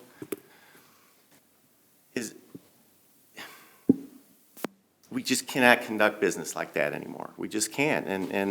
And truthfully, a resident can literally, to a degree, live in this town and really not pay anything to the village. It's an option. If you don't have a car, if you get rid of your phone, I mean, you're going to get water, like I said earlier, the water pays for itself, so you got to, you know, you get what you pay for, you get what you use, you pay for what you use. And you don't have to shop in Carroll Stream. You don't. You can get groceries, you can get gas, you can get everything somewhere else. So literally, someone doesn't have to pay for any of the services if they choose to do that. With that being said, obviously we can't do business like that anymore. So, and the business part, the reason I bring up that business part is 40% of the revenue that we receive will be coming from the industrial area. That's huge. That's huge because, again, those people have no, I mean, some of them may live in town. You know, I don't know if the owners of these businesses live in town. Some of them may. I know, obviously, you have a business. But the fact that we're going to receive 40% of this revenue, of this $3.8 billion, you know, 40% of it's going to come from that area where they may or may not do anything in Carroll Stream. So with that being said, I'm leaning more toward what Trustee Geiser is saying at the $3.8 million. And I don't know if this is possible, but I would propose with that $3.8 million we put, are we able to dictate whether or not there's a, like say, a 4-year freeze on that? I don't like the idea of putting a $3.1 million tax in and then possibly raising it next year, and then maybe because it's not enough. So I like the idea of getting that certain amount and then saying, you know, we're not going to touch that for a certain amount of years. And I don't know what's legal with that or what's not. That would be a decision that the board would make every year when we're going through the budget. Yeah. So it'd be a year-to-year thing? Yep. You can decide at that point. That would be my recommendation, would be 3.8, and then trying to keep it at that for at least 4 years, regardless of what the economy does. Trustee Suarez, well, we're down to 2. Thank you. Are you up? Okay, you're looking at me. Yeah, taxes, and a gentleman is left, but the term struck home with me. We're being taxed to death. It's just a bad time to levy a property tax. But I don't want to come across as being lumped in with what the state has done with 19 new taxes and doubling the gas tax, and yeah, we pay a lot of tax. I also made a comment, I can't wait to get out of the state. And a few weeks ago, I asked a question, and Joe Carey looked it up, how many people actually have left the state. It was 157,000 people. Well, I know that some people have moved in, but I think it was around 50,000, so 100,000 people have left the state. And I think I can do math. If there's less people, then there's people that are left have to pay more. That's, we're going down this road because we want to keep Carroll Stream a great place to live. And it is. And we can't continue to ask staff to make cuts. We've done it for several years now. Staff has just made cuts, and we can't continue to do that. If you do, I work in a municipality, and we make cuts, eventually it's gonna cost more when you're forced to fix it. We can't wait until our roads crumble. It costs more to fix them. If we can't cut back on any services that I see. We cut back on snow plowing. The very first time an emergency vehicle can't get to his destination, a potential crisis could happen. And I don't want to see that. It's something I read on, and I don't spend a lot of time on social media because it just aggravates me. But something I can't even look it up, but something about growing up in the 50s and the 60s and the 70s. We had a pretty good life as kids. And boy, I want to turn the clock back so my kids and my grandchildren can experience the same thing I did as a kid. And because now times have changed, and it's just too much for me to think about, but we have to deal with reality and what it is. But we do need a property tax, and staff feels, we got a great staff, and they don't steer us wrong, and they never have as long as I've been on the board. So I will vote yes to the recommendation of the 3.8 million. Thank you, Trustee LaRocca. Trustee Zalick. Like I said in the workshops, this talk has been going on for years, and I just got on the board, so this was not my idea. Just wanted to be, on record. Look, if we can, I can go back and we can talk about the workshops and how we tried saving money and how Public Works tried to fix trucks by just replacing the engine, not the body. We went from, part-time from full-time to save on pension costs and insurance. And I mean, we are fiscally responsible. We do everything we can. Believe me, when I was a police officer, I called them cheap, but they're fiscally responsible. I mean,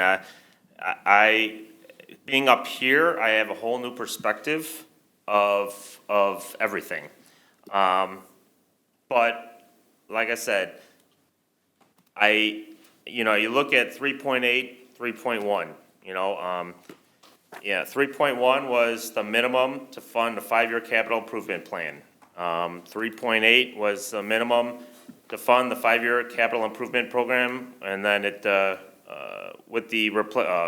get rid of village stickers. Because the village stickers are 2-year and everybody's already kind of put their money in for 2 years, my recommendation would be 3.1. And then once the village stickers can be disappearing, like the gentleman said, you guys are gonna keep asking for more, and there's a good point. Everybody, if you go 3.8, people are gonna be like, oh my gosh, minimum was 3.1. They should have went 3.1. But then when we go 3.1 and then we ask for more, 3.8, people are gonna complain about that. You're damned if you do, you're damned if you don't. But 3.1 would be my recommendation, and then if push comes to shove and we need more money, and then we go for the increase of 3.8 and get rid of village stickers. If the state of Illinois limits us increasing it, then the village sticker stays. So my recommendation is 3.1. Thank you, Mr. Z. Question before you say anything. That's split, 3-3. So what I say, I have to vote? I've heard everybody talk about 3.1 and 3.8. We sat in the same meetings for the last 4 or 5 years, 6 years. This has been going a long time. 3.8 was originally what we looked at and then get rid of the vehicle stickers. So, to what this gentleman said, so we go 3.1, and then we're gonna give up a 700,000 vehicle sticker, and then we're gonna come back and ask for another raise? Is that what the 3.1 people wanted? Is that what, because that's what we're gonna, right? Is that, Mr. Z, you just said that, right? That is correct. I'd like to Okay. see what happens over the next year, yes. So we go 3.1, and we lose one more taxpayer, or the state takes more money away, and then we'll be sitting here in another year, and we'll do exactly what he said we would do, and have to raise it again because we have to survive. I would rather have it and give it back and get rid of the vehicle sticker. You're talking $700,000 for the vehicle sticker.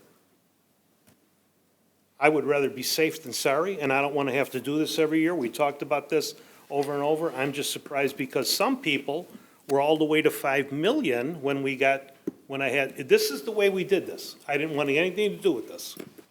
I had the staff talk to each one separately to come up with a number. I didn't want to influence anybody, and I didn't want them influencing each other. We're a self-thinking board, and I like that about them. So all at once tonight, we're 3 at 3.1 and 3 at 3.8. I know we need 3.8. 3.1 ain't gonna work, because I'm not coming back here next year and asking for, and be exactly what they do in Springfield and every place else.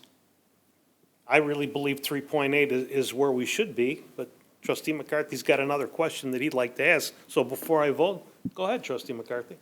The only thing I threw out, I asked the mayor if I could offer something. We as a board work together. We constantly work together. Even when we disagree, we find common ground. What if we just split the difference? I don't think splitting the difference is gonna make a bit of difference. I think that the three, We still don't know what we'll get on internet sales tax next year. That's why I'm saying I'm willing to next year stand back up and say, you know what?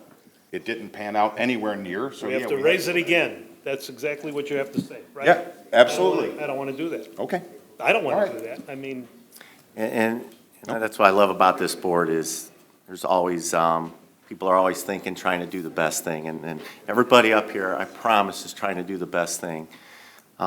I agree with the mayor, though. I don't want to have to go through this again, and that's, again, I would promise that I would not vote for 4 years to, once we get to 3.8, to not raise it for the next 4 years. And I would have no problem standing behind that, so that's where I stand.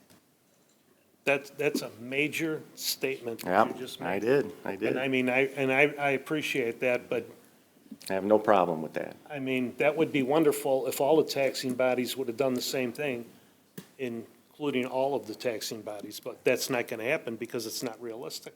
In today's day that we live in, it's not realistic. I mean, we could do this could be, you could sit here and talk about this all night long. I really thought we were gonna come in higher than the 3.8 when yous all met one at a time with the staff. And now we come into 3.1, and then we're gonna have to come back here next year. And I gotta tell you, I'm not coming back next year to do that, because we shouldn't have to do it. I would rather come back and say next year, we don't have to raise it, and we can get rid of the vehicle sticker, or we could abate a percentage. That's my opinion. I mean, we could keep going. I mean, we could be just like all of our neighbors, and I don't wanna be like our neighbors, because we're not like our neighbors. We're a different village than all the towns around us. We have no debt. We're a community of people that work together, and when I look at how many people came out and voiced their opinion, I appreciate that. But I think we have to look ahead.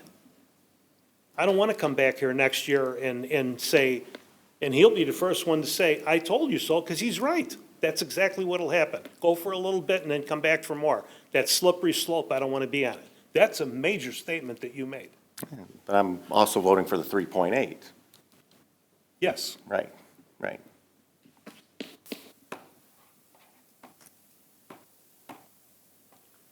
So my vote's 3.8. Does that mean we're going for the 3.8? That means somebody needs to make a motion to approve the resolution. I'll make that motion. I'll second. Clerk, call the roll. Trustee Zalik. Aye. Trustee Maravka. Aye. Trustee Giesers. Aye. Trustee Frizzaloni. No. Trustee Schwartz. Yes. Trustee Schwartz. Yes. And then Trustee McCarthy. No. You just voted for 3.8. Okay. So we're done? Court officers? Thank you. Trustee LaRocca? Thank you, Mr. Mayor.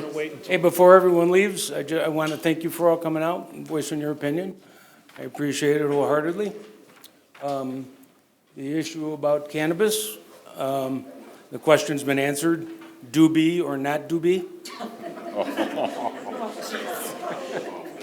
I'm glad I can get everybody to laugh. But I'm telling you, you know, What was that board- referring to? well, this is what it's referring to, is the board collectively approved the sale of cannabis, but getting it right is going to take a joint effort, so. Just to clarify that, the board will, the Plan Commission still has to hold a public hearing on the matter. The Plan Commission will provide a recommendation to the village board, who will need to act on it. So they can either approve it or not approve it at that point. Stand corrected. And the board needs to take action as to whether or not it desires to institute a tax on the sale of recreational marijuana. And at what rate? Well, thanks again for coming out, and please, ladies, take care of yourself and get your breast exams.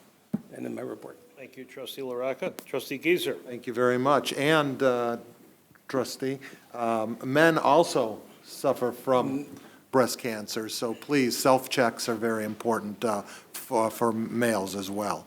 I want to thank everyone for attending tonight, as well as attending our public hearings.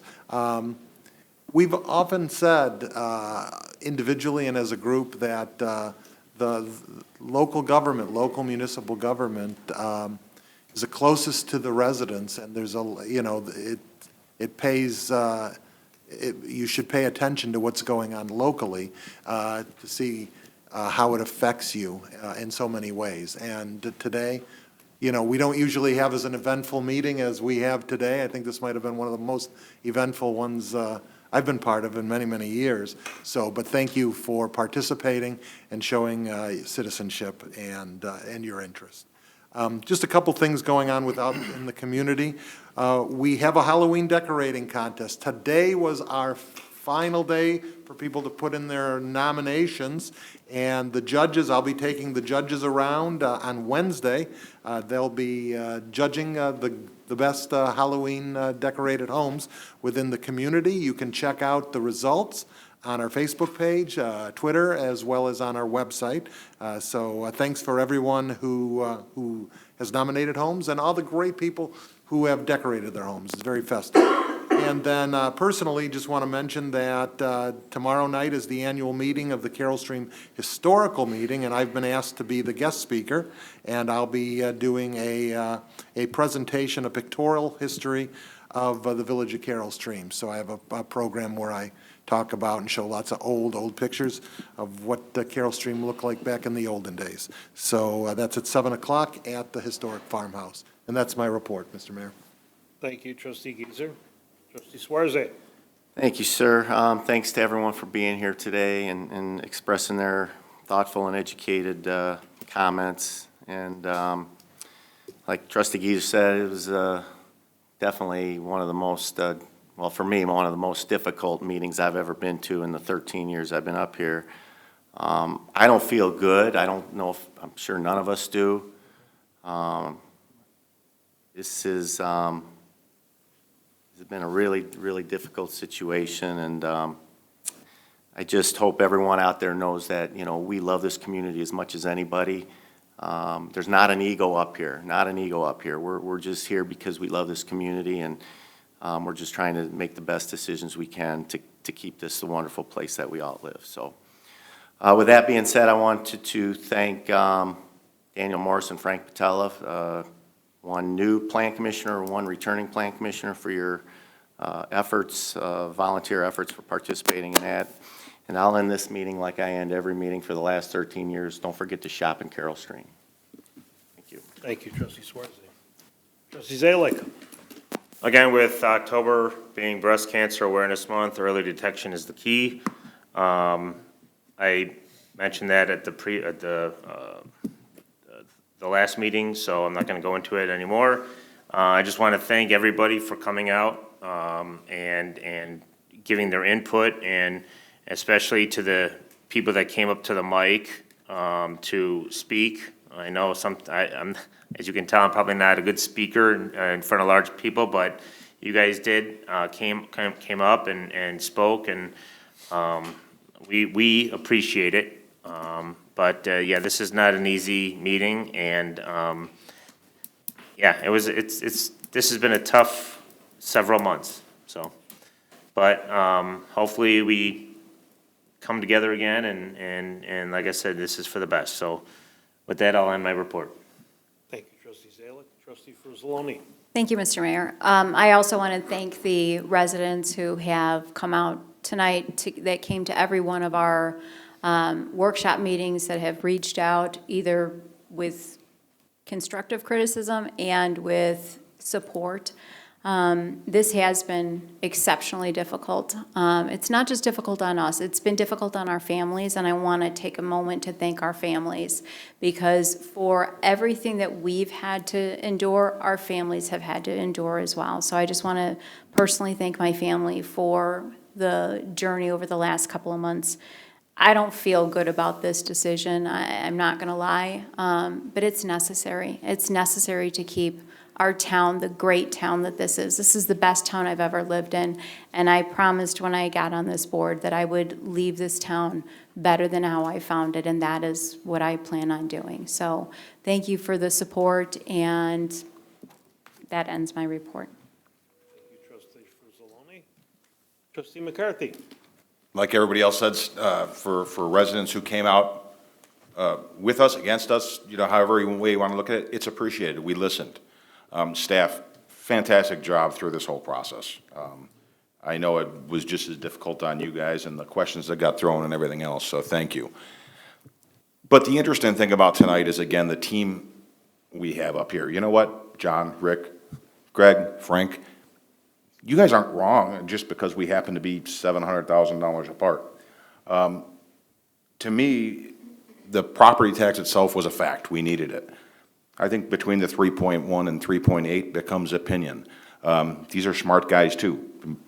They may be 100% right, and that's okay. That's a good thing. So we work together. We just don't always agree, but when we leave here, we'll be shaking hands and laughing because nothing gets taken personally. We all believe what we're doing is in the best interest of the village. I love these guys, and just because we happen to disagree on something means nothing. Sometimes you agree to disagree, and that's okay. But again, we're in the fall. It's been raining. Make sure your drains are cleared by the street. Make sure there's not a leaf buildup, so we don't, if we get a big storm, we don't end up with any unnecessary street flooding.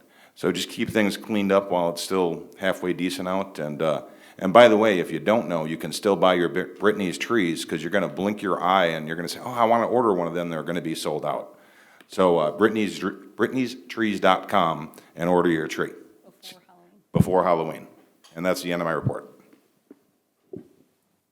Thank you, trustee McCarthy. Madam Clerk.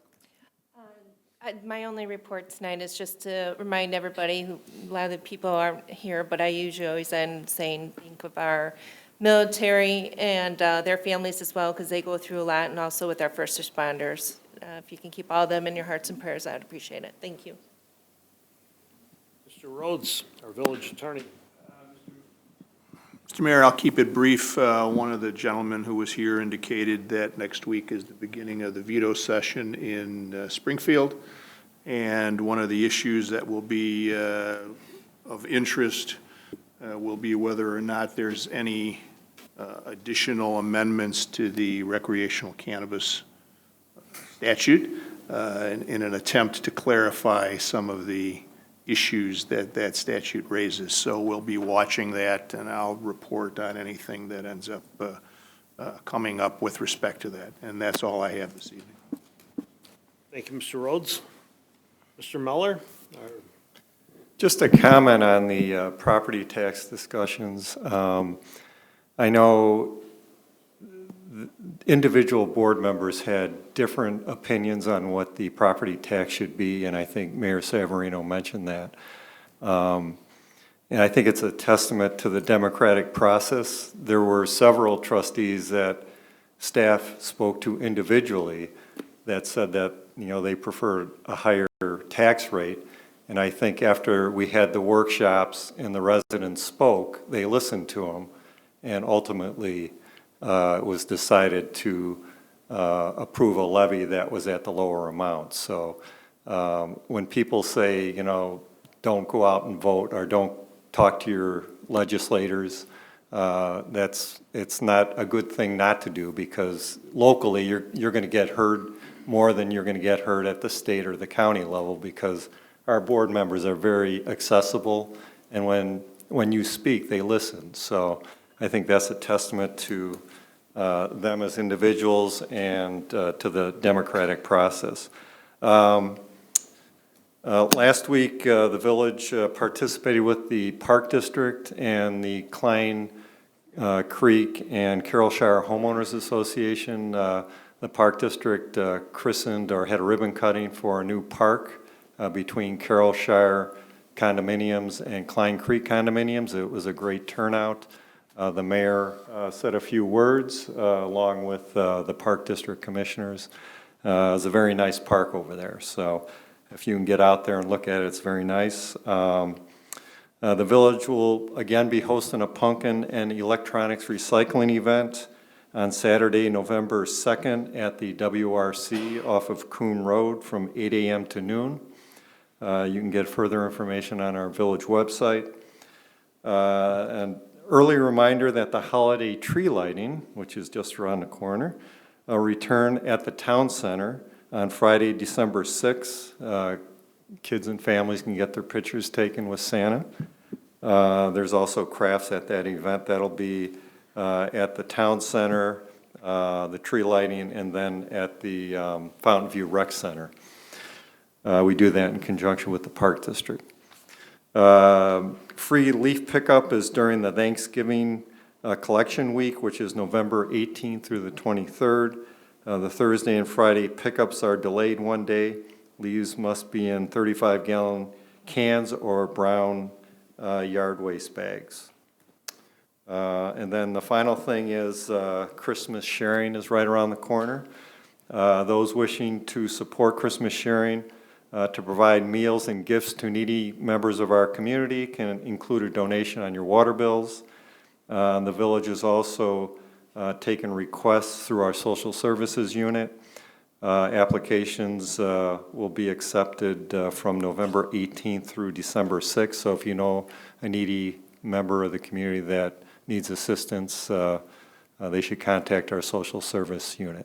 That's all I have. Thank you, Mr. Muller. Okay. This is the first time in 13 years that I've been sitting here as the mayor that I got to vote. I almost feel like we were in Survivor tonight. Everybody watch that on TV? That's what this started to get to be like with me. Usually this board is they weigh everything and look at it, and I'm just amazed that we're all coming from different directions, although we all think different. I would rather be the one to take the heat because I made that final vote. Forget about how anybody else voted. I made that final decision to go to 3.8 because I don't want to come back here next year and ask for more money. Absolutely, positively not. I don't want to put myself in the same category as all of our people in Springfield or a lot of our neighboring towns. It's easy to ask, even taxing bodies, it's easy to ask for money every year. I'm going to share this with you because I'm very angry. I haven't seen it, but I heard it was on the internet, on Facebook. A trustee from another part of our village thought that it was atrocious that we would even ask for a property tax when they assessed twice what we're looking for. And then looked to get signatures from people online. I didn't see it, but that's what I was told. I don't know if that's the truth. It But I is. think that's how we sell each other out. I mean, in the building, he made a comment about this building, and that Park District building cost a lot more than what we did here. And they spent a lot more on that building to keep it running than we do here. So we start throwing each other under the bus like that, I get my turn to throw somebody under the bus, but we don't operate that way. But to go on Facebook and start a petition and tell people, sign this petition because we don't need a property tax when they're killing everybody with a property tax, and he voted on that building and he voted on other things. It's the wrong thing to do. That's why I cherish this board that's here and the staff. They put a lot of effort into what we did. A lot of effort went in for years. We've been talking about that. This is going back, somebody said it. I've been saying it almost since I've been here. We keep losing. We can't keep losing. We have a service level that we're used to. The people in this town have a service level that they're used to. You start cutting that service down, we tried that, and Trustee McCarthy said it, it was salting only the intersections, not plowing. I mean, somebody complained, well, a plow came and another plow came right behind it. Well, that's the way we plow. A big plow, small plow, one's throwing salt, one's plowing the snow. I mean, they work together in tandem. Everybody here has given up something. Every department here has given up something. We got less people than we had before. When the Great Recession hit in 2007, when I took over in 2008, this was like a nightmare for me. We had 200-year floods back to back. We had an early retirement and let people go. And the tornado. And, the microburst. I mean, it's been one thing after another.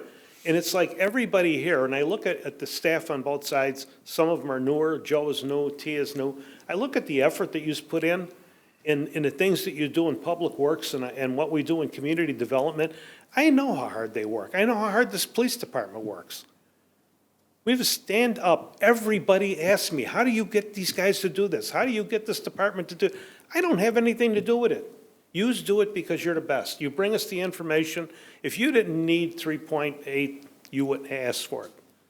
And if I didn't think you needed it, you wouldn't have got it, to be honest with you, because some of them felt that 3.1, I just don't want to come back and ask for another increase next year. I don't want to fall into that category. I won't stick my neck out like Trustee Swarzy did, though, and say 4 years. I can't do that because we don't know what's going to bring. This whole cannabis thing, they're going to be talking about it in veto session again. I got a meeting tomorrow morning. We had 2 meetings last week with all the mayors. I don't even want to tell you what we talked about because it is so screwed up right now in Springfield. Nobody knows what the next big thing is they're going to do. But wherever they're going to get the money from, you know where it's going to come from? It's going to come from us. That's where it's going to come from. It's going to come from Glendale Heights, from Bloomingdale, West Chicago, everybody. It's going to come from everybody. And I love the way, and John Zalek, I am very proud to say that you're on this board because you do your homework. And that was a genius idea to go back and look at who voted for the governor. All that information's public. And he did his homework based on that. Because if they voted for him because he wanted to put a 19 gas tax on and raising everything. But that's what he said he would do. He'll legalize marijuana. He said he would do it. People voted for him because of that. The times we live in are different. This isn't what it was 15 or 20 or 30 years ago. The question that we're looking at, I'm looking 5, 10, 15 years from now. I'm looking long range. We can't look short range anymore. We have to look for the internet sales, a perfect example. We got one big check from a local internet sells equipment or whatever they sell, furniture, and never got another penny.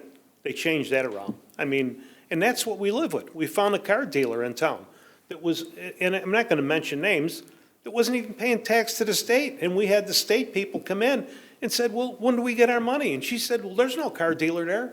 I said, they've been there for 2 years. Drive by there and take a look at it. We're not collecting anything. And she goes, well, are you sure they sell cars? I said, what do you want me to do, go buy a car and give you the thing that says they paid the tax? I mean, that's the state. They wanted us to wait how long, John, 3 years? 3 years. He wrote them a letter, being nice. They said, we'll get back to you in 3 years and let you know. So that would have been 5 years that they wouldn't have paid any sales tax.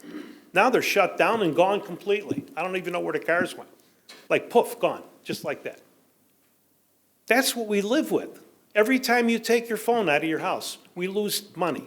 Is it a lot of money? No, but it all starts to add up. Every time you put solar panels on your roof, is it a good thing? Yeah, but it's not good for us because we have a utility tax. Nice, your meter's running backwards. So your meter runs backwards, you buy your stuff in another town. I mean, I don't want to sound like he says shop Carroll Stream for a reason, because shop in Carroll Stream is how we survive. And that is how we have to survive. And that's how we can keep the roads the way they are. I'm sure that Public Works would just as soon go out and buy a truck. We mentioned a truck, somebody mentioned a truck. That truck ain't like you go buy a truck at Cotton Ford for $30,000. We're talking $300,000, $250,000. What's one of them trucks cost that you're doing? I don't want to go into just. New, you're talking 190,000 to 200,000. This year, we're spending about 70,000 to rehab one. I mean, and that's what we're about. That's what we do. I look at the police department, I look at what they have to work with. We have a social service department here. How many towns have a social service department? I have mayors go, why do you have them? Because we love our residents, and when you have a problem, you got somebody to go to. The police department's got somebody to work with. We have a DARE officer. How many towns have DARE officers? I mean, a lot of people don't realize that. A lot of that went away. And we had, how many DARE officers one time? 3? 2. 3 DARE officers, cars we've taken from drug dealers, they got rid of everything. I mean, it's tough. It's tough to train the way they train. Everybody says, oh, they write too many tickets. Here, I hate to say this, how many times did I say, buy your vehicle sticker? How many tickets have you written for vehicle stickers?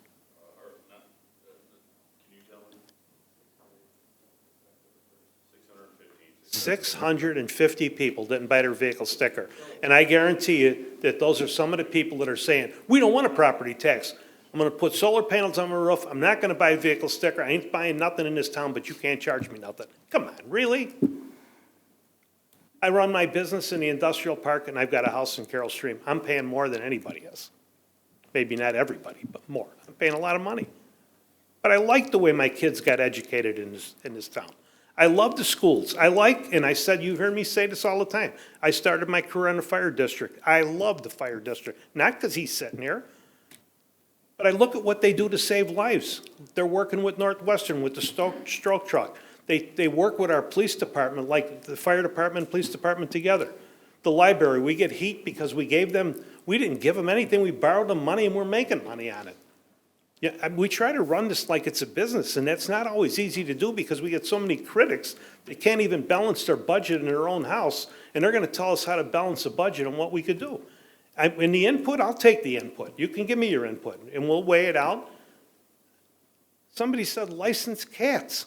Are you kidding me? I mean, that's what we have to go with. I mean, okay. I mean, and I made a comment, and somebody said, wow, that was mean. I said, the coyotes are taking care of the cats. I mean, I got neighbors that their cats are gone. I don't know where they went, but I know every once in a while they find a chain, so you know where they went. But I mean, you just can't let them run loose. I mean, this is what we live with every day. They need the tools to work with. We need to give them the tools. And I'll go back to this building. If we didn't spend the money on this building, somebody in Springfield would have said, we can't give them any more grant money. They're sitting on $15 million in the bank that they ain't even using. Yeah, we could have stretched it out and stayed cramped in that. How many people were in this town when we built this building to begin with? Oh, about 15? How Yeah, many? 15, 18,000. 15, 18,000. Now we got over 40,000, and we got 22 million square feet of industrial space. People come in today, they were able to maneuver right through and get all their stuff done that they need to get done. The police department's on the other side. They got their own entrance. I mean, we tried to make it as convenient and easy, and people tell me all the time, I love that new building. It looks so good, and it was so easy to work with them. Everybody in there is so friendly. Well, they like their jobs because the environment is nice. And the other this old building, the way it was, we're working on top of each other. I sat for 11 years in an office with no windows. I couldn't tell you if there was a hurricane outside. I had no idea. Half the time, my phone didn't work. Now I look at this building, and I look at how the use that we're getting out of it for training and for IT people that came in. The other day, I come in, the whole room full of geeks. I mean, but that's how we work together, and that's what we do. The library, you've been using our facility. I mean, other people, that's what we're about. We don't want the money. It's about making it better for the people, and that's what we set up here, and that's what we strive for. Please, I'll take all the heat for the 3.8 because I made that final decision. Don't take it on anybody else. I don't want to see Trustee Fruzzoloni, and I believe that because some people come up to me in the Jewel, I have people in church, they said the same thing. But I got to tell you, most of the people said, Mayor, just keep doing what you and the board are doing, and we appreciate it, and we'll back you. I had more people tell me that than they said, and move? Why are you moving? Everybody comes up with the same, I'm going to move. But then they complain about what the state is charging them. We have nothing to, we can't control that. We're all paying that tax. It doesn't matter where you live, the state's got everybody. So, I said my piece. I mean, I feel bad that we had to do what we have to do. I mean, somebody said, you want your legacy to be, I want my legacy to be that we left this town better than we found it, and that the people have a good place to raise their families, go to church and work and everything, and put it together. And that is what I will do for as long as I sit here. And I really believe that even when I'm gone, there isn't one person in this board that won't follow that. They may not always agree on the price that I found out today, which surprised me, but they'll do the right thing. And for that, I am thankful. Thank you. So, motion to adjourn. Mayor, I apologize, I neglected one item. Tonight, the board approved a contract for an interim director of police department, and he is in the audience. Steve Schmidt is in the audience. Oh, what a way for you to start, huh? Oh, my God. And is that your wife with you? Yes, this is my wife, Cindy. Okay. Cindy's probably saying, Welcome. what the heck did you get into? Oh, my God. Good meeting. Steve, welcome aboard. Welcome. Welcome. Thank you. Well, and if you wonder why we did what we did, I'm open with what we're doing. We've got a lot of young guys that have been promoted real quick. We have a chief that left quick. And what we did was we went outside for someone that comes with tremendous background to come as an interim chief, and hopefully he'll help us make that next decision. We have a 6-month to a year contract. Correct. And I am really, thank you very much. You got a great background after reading everything about you. But I had people come to me that know you. Yes, and they said, I didn't always like him, but he was a great chief. And that means a lot to me, that they were able to do that. So thank you, welcome aboard. I love and I'm going to make it clear to everybody, I love our culture here, and I don't want to see our culture change. I mean, ideas are great, but I love the way this town is run, and especially by our police department. So please, thank you for being aboard, and I have an open door policy, so you know, you don't always have to deal with him. You can come and see me too, okay? Thank you. Thank you, Bob. Anything else you forgot? No, that was Okay, it. that's good. Just forgot about the interim chief, that's okay. Motion to adjourn. Motion to adjourn? Second. Trustee McCarthy, motion, and seconded by trustee Swarzak. Clerk, call the roll. Trustee Zalik. Aye. Trustee Maravka. Aye. Trustee Keiser. Aye. Trustee Frizzloni. Aye. Trustee Schwartz. Aye. Trustee McCarthy. Aye. Meeting's adjourned.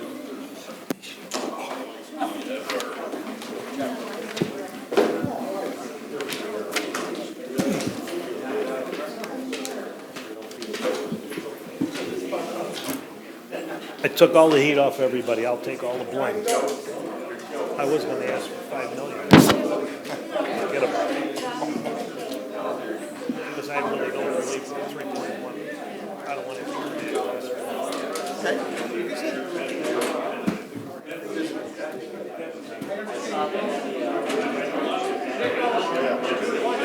Have a good week, sir.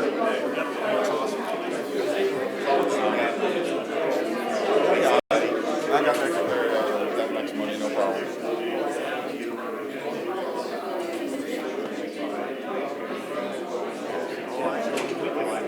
I don't know for sure.